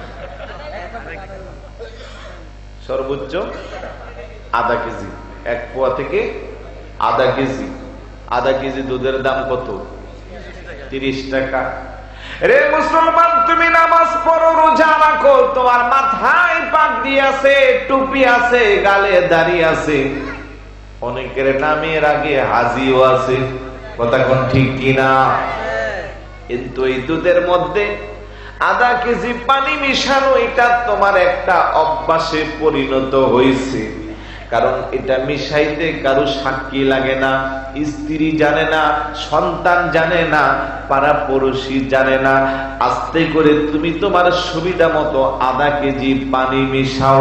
তুমি জানো না আল্লাহর দেওয়া শ্রেষ্ঠ নিয়ামত গাভীর দুধ, আমার আল্লাহর বড় নিয়ামত। চিন্তা করলে বড় আশ্চর্য লাগে। জমিন থেকে সবুজ গাছগুলা গাভীরে খাওয়াইলে পরের দিন দুধের পরিমাণ বেড়ে যায়। কিন্তু সমস্ত বিজ্ঞান এত কিছু আবিষ্কার করলো, এখনো বিজ্ঞান পারলো না যে জমির গাছগুলা মেশিনে দিয়া আরেক দিক দিয়া দুধ বের করবে। কিয়ামতের আগেও সম্ভব হইবে না। কথা বলেন ঠিক কিনা? ওই আল্লাহর দেওয়া শ্রেষ্ঠ নিয়ামত, আল্লাহর উপরে ভরসা না কইরা মাত্র 30 টাকার জন্য তুমি পানি মিশাইলা। তোমার অন্তরে আল্লাহর ভয় আছে কি নাই? নাই। আল্লাহর ভয় যদি তোমার অন্তরে না থাকে, তাইলে তো তুমি ঈমানদার না। কারণ ঈমানদার যদি হও তুমি হইবা মুমিন। আর মুমিন যদি হও, আমার আল্লাহ কো ইন্নামাল মুমিনুনা আল্লাযীনা ইযা যুকিরাল্লাহু ওয়াজিলাত কুলুবুহুম। ঈমানদারের অন্যতম বৈশিষ্ট্য হলো তার সামনে যখন আল্লাহর স্মরণ থাকবে, তার অন্তরের মধ্যে কম্পন সৃষ্টি হয়ে যাবে। আবু বকর সিদ্দিক রাদিয়াল্লাহু তাআলা আনহু, আব্দুল্লাহ ইবনে আব্বাস রাদিয়াল্লাহু তাআলা আনহু এই এই আয়াতের তাফসীর করে ঈমানদার সেই ব্যক্তি। খাউফে ইলাহি ওই কথাকে বোঝানো হয় যার অন্তরে 24 ঘন্টা আল্লাহর স্মরণ থাকবে। বড় করে বলুন সুবহানাল্লাহ। রে মুসলমান, রাতের সবাই ঘুমিয়ে গেল, তুমি একটা অন্যায় কাজ করলা। তোমার স্ত্রী জানে না, সন্তান জানে না, বাবা মা জানে না, ভাই বোন জানে না, কিন্তু আমার আল্লাহ জানে কি জানে না? আওয়াজ দিয়ে বলুন, জানে কি জানে না? তাইলে আপনি নামাজ পড়েন মাত্র 30 টাকার জন্য, প্রত্যেক দিন আপনার ঈমান নষ্ট করেন। কথা কোন ঠিক কিনা? কারণ আপনি যদি মুমিন হইতেন, আল্লাহর ভয় যদি আপনার অন্তরে থাকতো, আপনি এই কাজটা করতে পারতেন না। বাস্তব বললাম না অবাস্তব? আঙ্গুল দিয়ে আবার দেখাই দিন না, কারণ বেসবুস লাগাই না। থাকলে চুপচাপ বসে থাকেন, শোনেন। একখানি জমি কয় শতক? আমাদের সাথে মিল আছে। চাঁদপুরের এদিকে 160 শতকে বলে একখানি। হুজুর বাড়ি চাঁদপুর, মাশাআল্লাহ 120। আর ওইদিকে মনে হয় 160, ফরিদগঞ্জের দিকে। হ্যাঁ, ফরিদগঞ্জে 160। আমি মনে মনে কি সালার এরকম 5 কানি থাকলে দাম দেন তারা আছে। কারণ 160 শুধু গেলে কয় কানি? 6 কানি নাকি 5 কানি? 5 30 150, 5 কানি। তাহলে 5 কানি হলে 25 কানি। সোজা কথা না। আমাদের এদিকে মনে সবচেয়ে কম না, 30 শতকের নিচে মনে নাই। মনে করেন দামের জমিটি কোন দিকে আপনাদের? এদিকে। ধরেন এটাও একখানি, এটাও একখানি, এটাও একখানি, একসাথে 5টা কোটা। 2-3 বছর যাওয়ার পরে মানুষকে কিরে মাঝখানের কোটাটা একটু বড় বড় লাগে। আসেনি? আওয়াজ দেয় বলো না? আসেনি? এই আওয়াজে খারাপ অবস্থা বোঝা যায়। চুপচাপ আঙ্গুল দিয়ে দেখাইয়া মায়ের পিঠ লাগাইয়েন না। বুঝেন, গভীর মনোযোগ। উদ্দেশ্য কি? আইল কাটার উদ্দেশ্য হইল দানের গোছা একটা। কেন বড় লাগে? প্রত্যেক বছর যদি 4 আঙ্গুল কইরা কাটে, চতুর্দিক দিয়ে 20 আঙ্গুল, এতটুকু। 5 বছর গেলে বাইরে যাও এতটুকু। এরে মুসলমান, মাত্র 5টা দানির গোছা বেশি লাগাইলা, বিনিময়ে 5 থেকে 10 কেজি না হয় সর্বোচ্চ 1 মণ দান বেশি হইল। সাধারণত একখানি জমিতে দান হয় কয় মণ? 15 থেকে 20 মণ। মাঝে মধ্যে বাম্পার ফলন হয়। কথা কোন ঠিক কিনা? যে আল্লাহ তোমারে 15 থেকে 20 মণ দান দিল, সে আল্লাহ চাইলে আরো 1 মণ বেশি দিতে পারতো কি পারতো না? তুমি তো আল্লাহর উপরে ভরসাটা রাখলা না। আল্লাহর উপরে তাওয়াক্কুলটা ছেড়ে দিয়া অন্যের জমির ভিতরে তোমার জমি তুমি প্রবেশ করাইলা, বিনিময়ে 1 মণ কিংবা 10 কেজি দান বেশি পাইলা, আর 20 মণ দান তোমারে আল্লাহ তোমার রিজিকের মধ্যে দিয়েছিল। ওই 20 মণের সাথে যে তুমি আরো 10 কেজি মিশাইলা, এখন তোমার 20 মণ সম্পূর্ণটা তোমার জন্য হারাম হয়ে গেল। কথা বলেন ঠিক কিনা? ওই 20 মণ দান দিয়া চাল বানাইলা, ওই চালের ভাত রান্না করে তুমি খাইলা, তোমার শরীরের মধ্যে শক্তি সঞ্চয় হইল, রক্ত হইল, রক্ত থেকে গোশত, গোশত থেকে তোমার শরীরটা মোটা তাজা হইল। আমার নবী লা ইয়াদখুলুল জান্নাতা লাহমুন নাবাতা মিনাস সুহতি ও কুল্লু লাহমিন নাবাতা মিনাস সুহতিন নারু আওলা বিহি। আমার উম্মতেরা শুনো, এই যে তুমি মাত্র 5 কেজি 10 কেজি দান হারাম মিশ্রণ করলা, 30 টাকার দুধ বিক্রি কইরা তোমার 120 টাকার সাথে তুমি হারাম বানাইলা। ওই হারাম খাওয়া তোমার এই মোটা তাজা শরীরটা কোনোদিন আল্লাহর জান্নাত পাইবে না। তোমার এই শরীরটার জন্য অধিক উপযুক্ত স্থান হইল জাহান্নামের আগুন। বড় করে বলুন নাউজুবিল্লাহ। তারপরেও কি আইল কাটবেন? কথাটা বোঝার চেষ্টা করে। 2-3টা শাড়ি বেশি দিলেন আর কি, 10 কেজি বা 1 মণ। এই 1 মণ দান কি আল্লাহ চাইলে আপনার 30 শতকে দিতে পারতো না? وَمَن يَتَوَكَّلْ عَلَى اللَّهِ فَهُوَ حَسْبُهُ إِنَّ اللَّهَ بَالِغُ أَمْرِهِ قَدْ جَعَلَ اللَّهُ لِكُلِّ شَيْءٍ قَدْرًا। চিৎকার করে বলুন সুবহানাল্লাহ। আল্লাহ তো যারা আমার উপরে ভরসা করবে, وَمَن يَتَوَكَّلْ عَلَى اللَّهِ فَهُوَ حَسْبُهُ, আমি আল্লাহই যথেষ্ট। সুবহানাল্লাহ। তাহলে যারা আরেকজনের আইকাইটা জমি বাড়ায়, আল্লাহর উপরে ভরসা আছে নাই? কথা বলেন আছে? যারা দুধের মধ্যে পানি মিশা, আল্লাহর উপরে ভরসা আছে। অথচ ওই ব্যক্তি কিন্তু নামাজ পড়ে, আইলো কাটে, নামাজ পড়ে দুধে পানি মিশা, নামাজ পড়ে মিথ্যা কথা বলে, নামাজ পড়ে মানুষকে ঠগায়, নামাজ পড়ে সুদ খায়, নামাজ পড়ে ঘুষ দেয়, নামাজ পড়ে 2 মানুষের মধ্যে মুনাফিকি কইরা সম্পর্ক নষ্ট করে। এমন স্বভাব চরিত্রের মানুষ আছে না? আমি মাঝে মধ্যে চিন্তা করি যে মানুষ এত বোকা হয় কি কইরা? নিজের খায়, নিজের পরে মরে মরে দোকানগুলোতে বসে পুরা গ্রামের সমালোচনা করে। আছে না? ছেলে বিদেশ টাকা দে, ভালো পোশাক পরে, এই শীতে 3টা মাঝে এই শালটা কান্দি দিয়া টর্চ লাইটটা লইয়া বাইরে আসা, শাস্ত্রলে গিয়ে একটার পর একটা চা টানে আর গরম। যত গ্রামের খোঁজ খবর আছে, মাঝে মধ্যে এলাকার মানুষ কয়েকজন আবার বিবিসি নামও দেয়, ঠিক না? নিজের খাই আরেকজনের সমালোচনা। তারপরে যদি সকালবেলা মানুষ আসে, আচ্ছা আপনার বাড়ি কই? আমার বাড়ি তো বড় গাঙ্গাইল। কোন পাড়া? এই পাড়া। অমুক চিনি, তার একটা মাইয়া আছে উপযুক্ত, কিরকম? ভালো নেই। ভালো মন্দ জানি না, মাঝে মধ্যে দেখি পোলা পাইন লেয়া খাওয়ার আছে।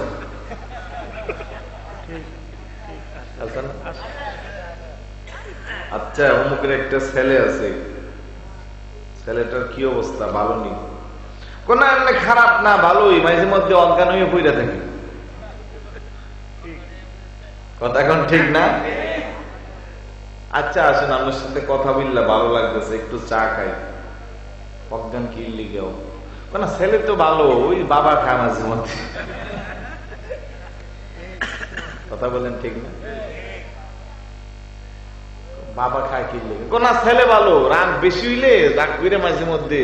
আমাদের বর্ডার এলাকা তো, এদিকে আবার এগুলো একটু বেশি পাওয়া যায়। কথা কোন ঠিক না? আরে মুসলমান, তুমি নামাজ পড়ো, রোজা রাখো, খাও, নিজের খাইয়া নিজের পুইরা দোকানে বইসা আরেকজনের সংসার নষ্ট করো, তোমার এই নামাজ কোনো কাজে আসবে না। ইন্নাল মুনাফিকিনা ফিদ দারকিল আসফালি মিনান নার। এই দিক দিয়ে তুমি বলতে আছো অমুকের ছেলে খারাপ, অমুকের মেয়ে খারাপ, আবার বিকাল বেলা দেখা হইলে কও অমুক গ্রাম থেকে তোমার ছেলের জন্য একটা সম্বন্ধ এসেছিল, আমি কিন্তু যে রিপোর্ট দিছি বোধ হয় বিয়াটা আগামীকালই হবে। নাউজুবিল্লাহ বলবেন। এরকম আপনাদের এলাকায় এটি কি কয়, নাম কি দি? কুটনা। অনেকদিন পরে শুনলাম শব্দটা। এটাতে কি কয়? কুটনা, চুগলখড়ি যেটাকে বলা হয়। মুখে মধু অন্তরে বিষ, একজনের তার একজনের কাছে লাগা, এমন চরিত্র। জি, সত্যি কথা বললে, যেটা ওই ব্যক্তির সামনে সত্যটা বললে সে কষ্ট পাইবে, তার অনুপস্থিতিতে এমন সত্যটাও বলা ইসলামে নিষেধ। টেকনিকে বলবেন আর কি, একান্ত খারাপ হয়, বুঝলেন না? আমার দোষ আছে, আপনি আমার সামনে বলবেন, তাইলে আপনি আল্লাহর কাছে পুরস্কার পাইবেন। আমার অনুপস্থিতি থেকে হুজুরের কাছে বলছেন, পরে আমি শুনে আমার মনে কষ্ট লাগছে, তাইলে আপনার এটা ঠিক না। এটার নাম ইসলাম। সুবহানাল্লাহ বলবেন না? বাঁচার জন্য রাস্তা আছে ইসলামে। সত্যি কথা বলেও আপনি চাইলে বাঁচতে পারবেন, কিন্তু সত্যি কথা বলার চেয়ে মিথ্যা কথা বলার লোকের সংখ্যাই বোধ হয় সমাজে একটু বেশি। কথা বলেন ঠিক কিনা? আপন ভাই ভালো চলুক, ভাই এটা চায় না। সন্তান ভালো চলুক, বাবা এটা চায় না। নাউজুবিল্লাহ বলবেন না? পাশের বাড়ির মানুষ ভালো চলুক, আরেকজন এটা। সবাই এখন পাগল হয়েছে দুনিয়া লইয়া। কি লইয়া? দুনিয়া কাটছে, কি বেশি সম্পদ জোড়াবে, ইজ্জত সম্মান যশ খ্যাতি কার কত বেশি বাড়বে। দুনিয়ার একটা গল্প পড়ছিলাম, এক সুন্দরী রূপসী আইসা এক কৃষককে প্রস্তাব দিছে, আমি তোমার শাদী করব।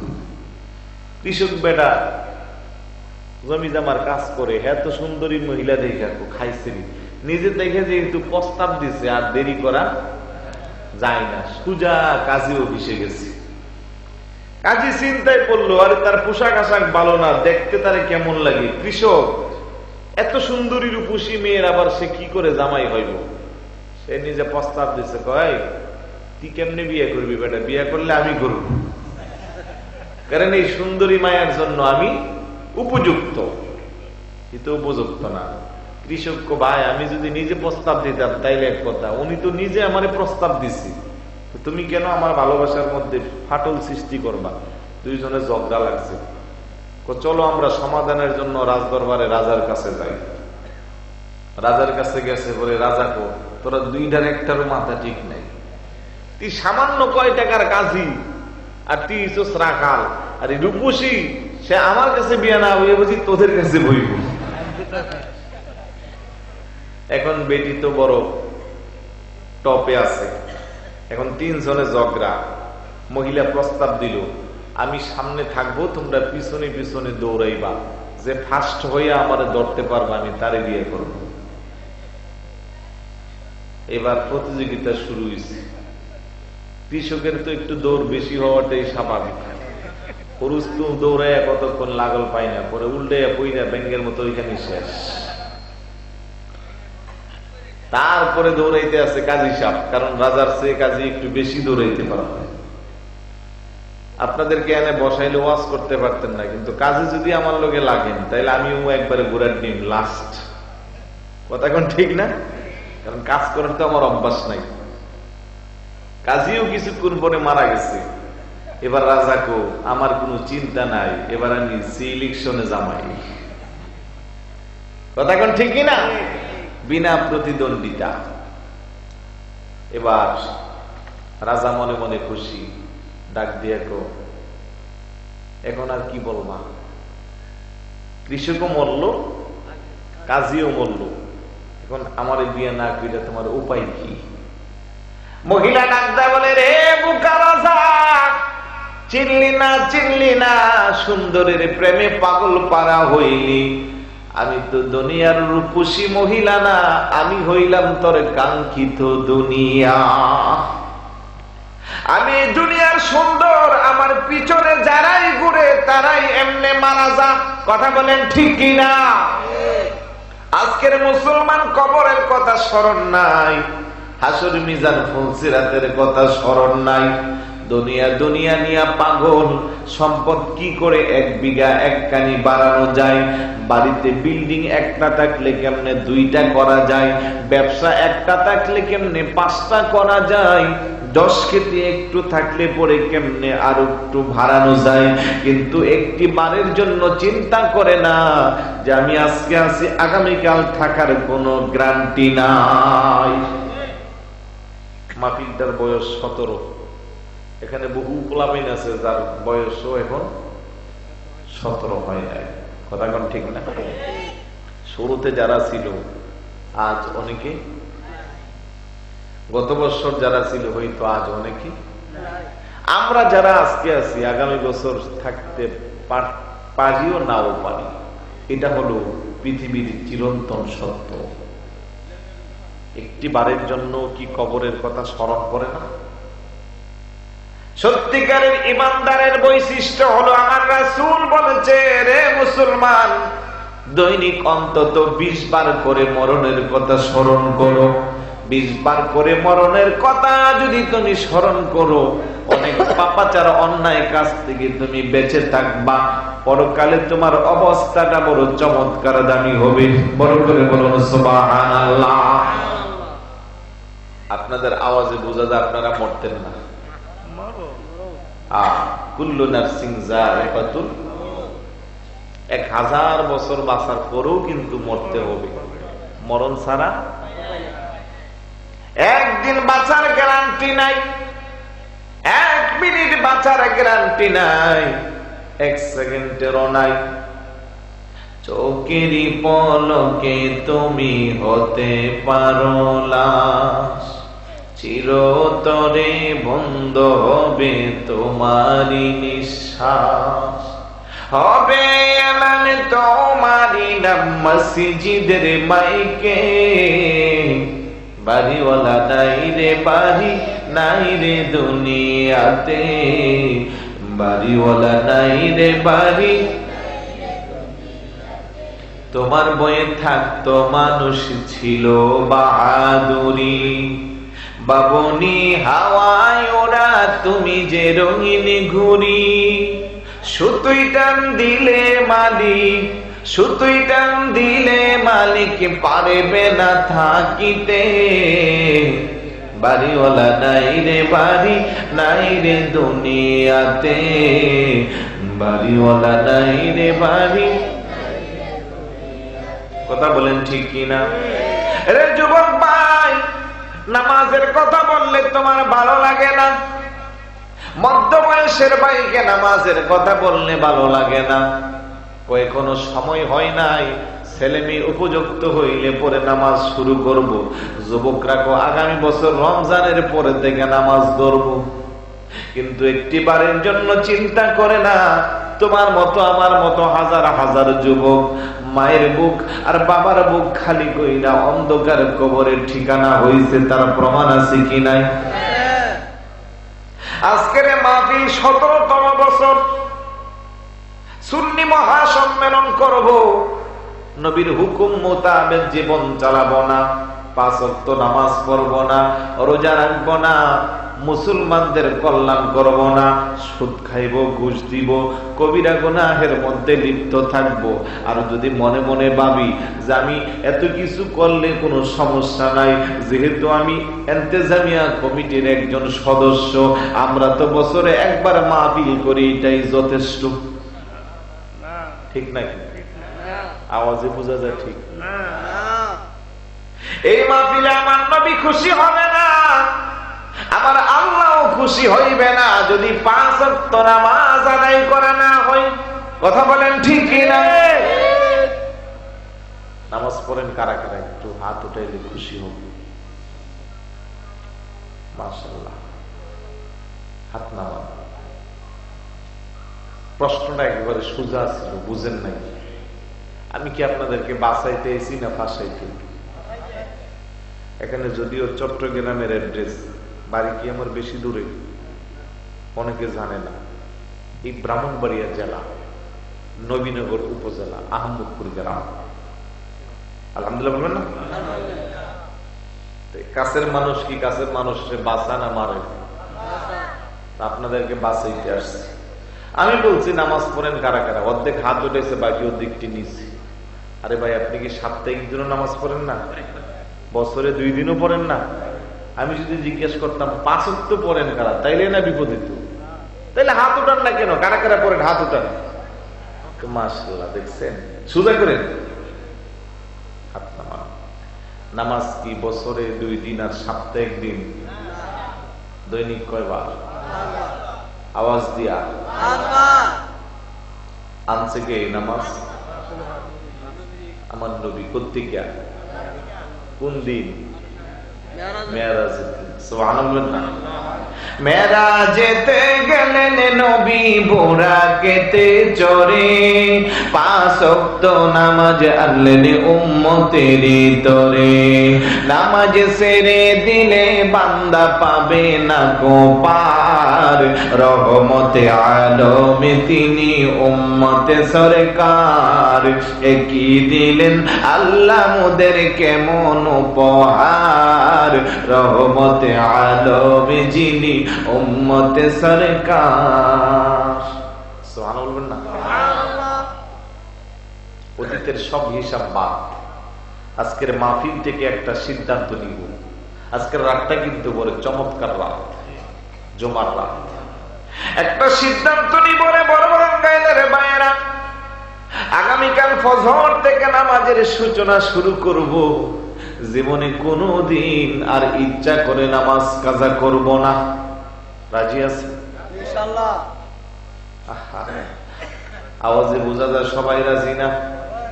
কারা কারা রাজি একটু হাত উঠাই। ইনশাআল্লাহ বলেন। ইনশাআল্লাহ হাত নামান। পরেও কিছু অতি চালাক আছে, ওরা কিন্তু হাত উঠায় না। ওদের থিওরি হয়েছে নামাজ পড়ি না সেটাই ভালো কথা, হাত উঠায় কেন আবার কবিরে গুণা করব। ঠিক এই জন্য হাত উঠায় না। কিন্তু তুমি জানো না তোমার এই হাত উঠানোটা তোমাকে জান্নাতে পৌঁছাতে পারে। কথা বলেন ঠিক কি না? বলে সেটা কেমন কথা? আল্লাহ না করুক ফজরের আগে আপনি আমি চলে গেলাম, আল্লাহর ডাকে সাড়া দিয়া জাহান্নামের ফেরেশতারা রূহটা নেওয়ার জন্য আসবে।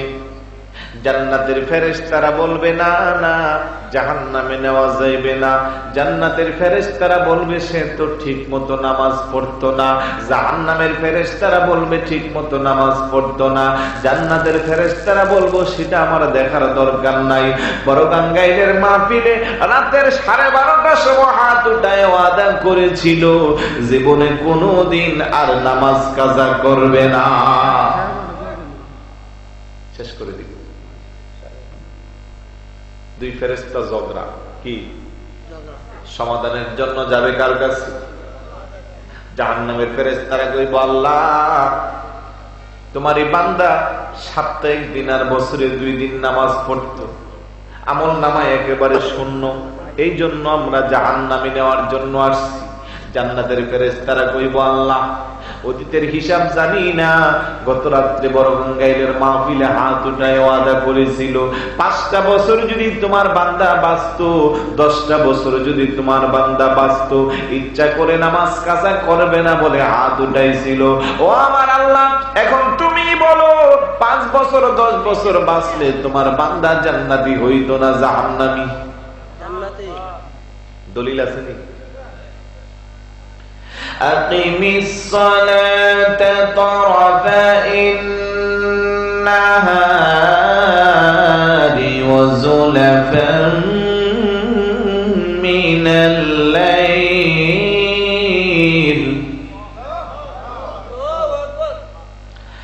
أقم الصلاة طرفي النهار وزلفا من الليل إن الحسنات يذهبن السيئات ذلك ذكرى للذاكرين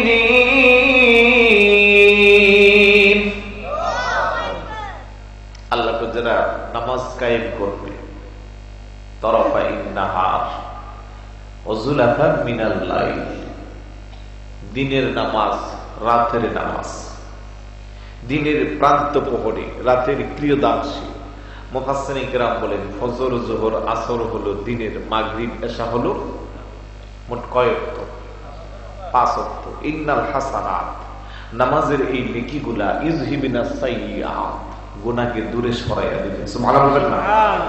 কার কথা? আওয়াজ দিয়ে বলেন কার কথা? জান্নাতের ফেরেশতারা বলবে আল্লাহ তুমি নিজেই তো বললা নামাজের নেকি গুনাহগুলা দূরে সরাইয়া দেন। তোমার এই বান্দা যদি আর 5টা বছর 10টা বছর বাঁচত গো আমার আল্লাহ, তোমার এই বান্দার আমল নামায় কোনো গুনাহ থাকতো না। আমল নামায় যদি গুনাহ না থাকতো তোমার বান্দা কোথায় যাইতো? তখন আমার আল্লাহ চাইলে জান্নাত দিতে পারে কি পারে না? আর একটু জোরে বলুন পারে কি না?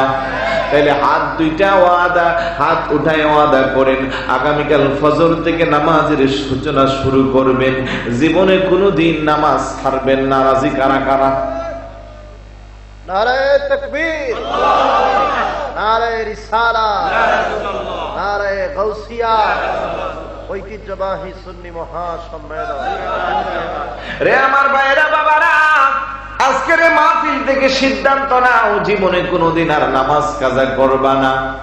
মা বোনদের উদ্দেশ্যে আমার নবীর একটা হাদিস শরীফ বলে আমি আলোচনা শেষ করব। আমার রাসূল বলেন আল মারআতু ইযা সাল্লাত খামসাহা ওয়া সামাত শাহরাহা ওয়া আহসানাত ফারজাহা ওয়া আতাআত যাওজাহা ইয়াদখুলুনাল জান্নাতা আইয়ু আবওয়াবিন শাআত। চিৎকার করে বলুন সুবহানাল্লাহ। আমার নবী গো, মহিলারা যদি 4টা জিনিস আমলে দেয় তাদের জন্য জান্নাতের 8খানা দরজা খোলা থাকবে। যেই দরজা দিয়া মনে চায় সেই দরজা দিয়া তারা জান্নাতে প্রবেশ করবে। কয়টা জিনিস? শোনা দরকার আছে? বেশি খারাপ লাগতেছে? আরো আগেই শেষ করা দরকার আছে। গরির দিকে তাকাই না তো, এই জন্য আপনাদের একটু কষ্ট হয়ে গেছে। আমার নবী বলে 4টা জিনিস। আল মারআতু ইযা সাল্লাত খামসাহা, 5 ওয়াক্ত নামাজ যে মহিলা আমার যে মা বোন আদায় করবে, শরীয়তি উযর ব্যতীত 5 ওয়াক্ত নামাজ যারা আদায় করবে, অসামাত শাহরাহা, রমজানের রোজাগুলো যারা যথাযথভাবে পালন করবে, কয়টা গেল? ওয়া আহসানাত ফারজাহা, ইজ্জতের যারা হেফাজত করবে, কয়টা গেল? আজকে আমার মা বোনদের আল্লাহ সৌন্দর্য দিয়েছে, ইসলামের হুকুম তারা পর্দা মানে না, বেপর্দা হয়ে রাস্তায় ঘোরাফেরা করে পরপুরুষকে নিজের সৌন্দর্য বিলাইয়া দেয়, পরপুরুষকে নিজের সৌন্দর্য দেখা। নামাজ পড়া যেমন করে ফরজ গমা, তেমন করে পর্দা করাও আপনি মহিলা হিসেবে আপনার উপরে ফরজ। কথা বলেন ঠিক কিনা? আপনার স্বামীর অনুপস্থিতি কিংবা উপস্থিতিতে আপনার ইজ্জত আপনি রক্ষা করবেন, কোনোভাবেই আপনার ইজ্জত আপনি নষ্ট করবেন না। 4 নম্বরে হলো আতাত যাওজাহা, স্বামীর খেদমত করবেন, স্বামীর কথা মতো আপনি জীবন চালাবেন।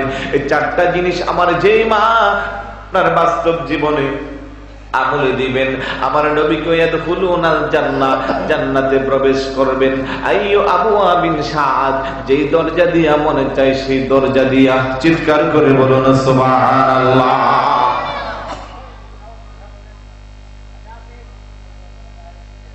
আমার বোধ হয় আর আলোচনা সামনে না বাড়াইলে ভালো।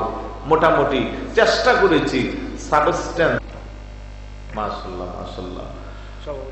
আমাদের আজকের মাহফিলের সভাপতি হযরত মাওলানা আবুল কালাম আজাদ সাহেব, বড় আশিক রাসূল। আমি খেয়াল করেছি যার গাল বেয়ে বেয়ে চোখের পানি পড়েছে। আমাদের আরেক হুজুর ওই পাশে বসা, একই অবস্থা দেখলাম। নবীর প্রেমের আলোচনা শুনলে যাদের মন নরম হয়, যাদের চোখ দিয়া পানি আসে, তারাই সত্যিকারের আশিকের রাসূল। কথা বলেন ঠিক কিনা? কোন সন্দেহ আছে? রাত্র বেশির হয়ে গেছে, না হয় মাওলানা মহিবুর রহমান আশিকি অনেক সুন্দর আলোচনা করল, একটু করে আপনাদেরকে জিকিরের তালিমও দিল, খুব মহব্বত করে আমাকে। তো আজকে প্রোগ্রাম কোনো না কোনো কারণে স্থগিত হয়ে গেছে। আমি খবর পেয়ে বলি যে চলেন আমার সাথে একটু বেড়াই আসবেন, কারণ ওনার উপর দিয়ে আসছি, তো নিয়ে আসছি। কষ্ট দিলাম আপনাকে, কিছু মনে করবেন না, আর ওর অনুরোধ করবেন না, কারণ পারমিশন ছিল 12টা পর্যন্ত। আমরা আমি লেট করে আসার কারণে একটু দেরি হয়ে গেল। আমার ওসমান গনি ফারুকি তো পাগল হয়ে গেছে, তারপরে রাকিব যে দাওয়াত করছে, সে যদি না আসতাম মনে কঞ্জা ফেটটা মারা গেল। আর মজিব ভাই ওই দিন খারকুট গিয়া বলছে সব মিস করলো, আমরা একটা কইরেন না। তো অনেক কষ্ট হইল, আমি এসেছি কষ্ট করে, চেষ্টা করেছি কিছু কথা বলতে, ভুল ত্রুটি ক্ষমা করে যেন আল্লাহ আমাদের সকলকে আমলে দেওয়ার তৌফিক দিয়ে বলি আমিন। তো আমাদের সভাপতি হুজুর আলোচনা কিছু করবেন, কথা বলবেন। সভাপতি আলহামদুলিল্লাহ, আমরা মাহফিল করব, মাহফিল শুনব, ইনশাআল্লাহ শুনছি, প্রাণ ভরে শুনছি, শোনাতাম না। এই শুনিয়ে যদি আমল না করি, এই রাতে তাদের জীব বুঝতে পারছেন না। নামাজ না হয়ে যদি হাতে উঠাই, ফেরেশতারা কানাকানি করবো যে আমার এই বান্দা তো নামাজ পড়ে না, কিন্তু ফেরেশতা থেকে সাক্ষী রেখে আল্লাহ বলুন যে আমার বান্দা তো হাত উঠাইছিল নামাজ পড়বো, তার হায়াত নাই, নির্দিষ্ট হায়াতটা শেষ হয়ে গেছে, যার কারণে তার আমার নামে নামাজ দেখতে পারে না। ওই যে হাত উঠেছে, হাতের বদলে আমি আল্লাহ রাব্বুল আলামিন গাফুর রাহিম, তার আমার বান্দাকে ক্ষমা করে দেব। সুবহানাল্লাহ। ভাই আমাদের স্বার্থ করি, এই রাত্র অনেক রাত্র হইল, পয়সা উঠে দিয়ে পান ধরে ওয়াজগুলো শুনছি, এগুলো যদি আমলে পরিণত না করবে, এই উদার ভরা গেছে মতো আমাদের জিন্দিগি চলবে। আল্লাহ পাক আমাদেরকে আপনাদেরকে প্রত্যেকটা মা বোনের কানে নামাজ রোজার কথা বলে দিয়েছে। সবাই জানি জানার নাম মুসলমান না, মানার নাম মুসলমান। যিনি মানেন তিনি আল্লাহ রাসূলকে স্মরণ করবেন, যিনি মানেন তিনি আল্লাহ রাসূলের আগুন ধরে দুনিয়ার শান্তি আখিরাত মুক্তি কামনা করেন। আল্লাহ পাক আমাদেরকে এই বর্ষার সাফল্য একটি হুজুর একটা কথা বলছে যে কাল সকালে ফজর নামাজ যদি আরম্ভ করে যাবে ইনশাআল্লাহ নামাজ পড়বো, তৈরি তো মাহফিল সার্থক হবে ইনশাআল্লাহ। আর যদি নামাজ পড়লাম না, হাত উঠে গেল গিয়া মুনাফিকের কথা না বললো, ইন্নাল মুনাফিকা আসফালু না, নিশ্চয়ই মুনাফিক আল্লাহ জাহান্নামে প্রবেশ।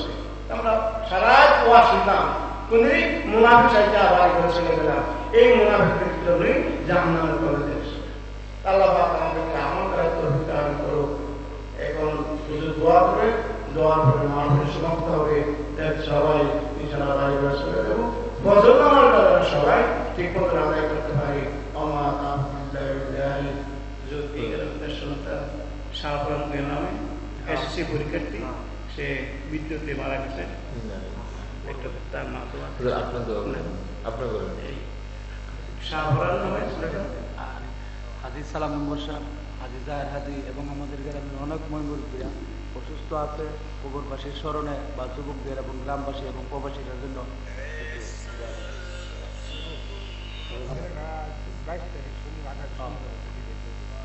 যারা হয়তো খাওয়া দাওয়ার ব্যবস্থা করছে, উনি মসজিদ এবং মাশাআল্লাহ, সবাই সবার জন্য দোয়া করবো। হুজুর দোয়া করেন না, দোয়া করেন। اللهم آمين. الصلاة والسلام عليك سيدي يا رسول الله، الصلاة والسلام عليك يا سيدي يا حبيب الله، وعلى آلك وأصحابك يا رحمة للعالمين. ربنا آتنا في الدنيا حسنة وفي الآخرة حسنة وقنا عذاب النار، وادخلنا الجنة مع الأبرار يا عزيز يا غفار يا رب العالمين.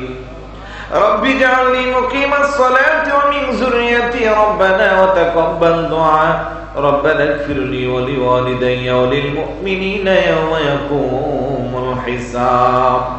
رب العالمين বড়গাঙ্গাই আহলে সুন্নাত ওয়াল জামাত কমিটির উদ্যোগে আয়োজিত আজকের বিশাল সুন্নি মহাসম্মেলনে বসে এতক্ষণ পর্যন্ত যা কিছু আলোচনা করলাম, উলামায়ে কেরাম যা আলোচনা করলো, তোমার নবীকে দরুদ ও সালাম, মিলাদ ও কিয়াম, জিকির আজকার যা পাঠ করলাম, ভুল ত্রুটি ক্ষমা করে হাদিয়াটুকুন যা কবুল করলাম। লক্ষ লক্ষ কোটি কোটি গুণে বানাইয়া সর্বপ্রথম কামলা তাজদারে মদিনা উম্মতের কান্দারি দুকুলের সাথী হায়াতুন নবী নূরের নবী জিন্দা নবীর নূরানি কদম মোবারকে পৌঁছিয়ে দাও। সমস্ত সাহাবায়ে কেরাম তাবিঈন মুজতাহিদিন খুলাফায়ে রাশিদিন সুহাদায়ে সালিহিন পীরনি গাউস কুতুব আবদার উলামা ফুকাহা ওলাগান জামা মুহাদ্দিসিন মুফাসসিরিন আইমায়ে শরীয়ত আইমায়ে তরিকত যেখানে আছেন প্রত্যেকের কবরটাকে তুমি জান্নাতের টুকরা বানিয়ে দাও, প্রত্যেকের রূহে পাকের হাদিয়া পৌঁছে দাও। আল্লাহ বিশেষ করে পিনানি পীর দস্তগীর মাহবুব সুবহানী কুতুবে রব্বানী পীর মীর শেখ সৈয়দ আব্দুল কাদের জিলানী রাদিয়াল্লাহু তাআলা রূহে পাকের হাদিয়া পৌঁছে দাও। হাজে খাজগানা রাজা হিন্দুস্তান খাজা মাইনুদ্দিন চিশতি আজমিরি রাদিয়াল্লাহু তাআলা পৌঁছে দাও। খাতুনে জান্নাত মা ফাতেমা রাদিয়াল্লাহু তাআলা হর জিন্দেগি নসিব করো আল্লাহ। मैं कबेरे अंधेरी में घबराऊंगा जब तन्हा, इमदाद मेरी करे ना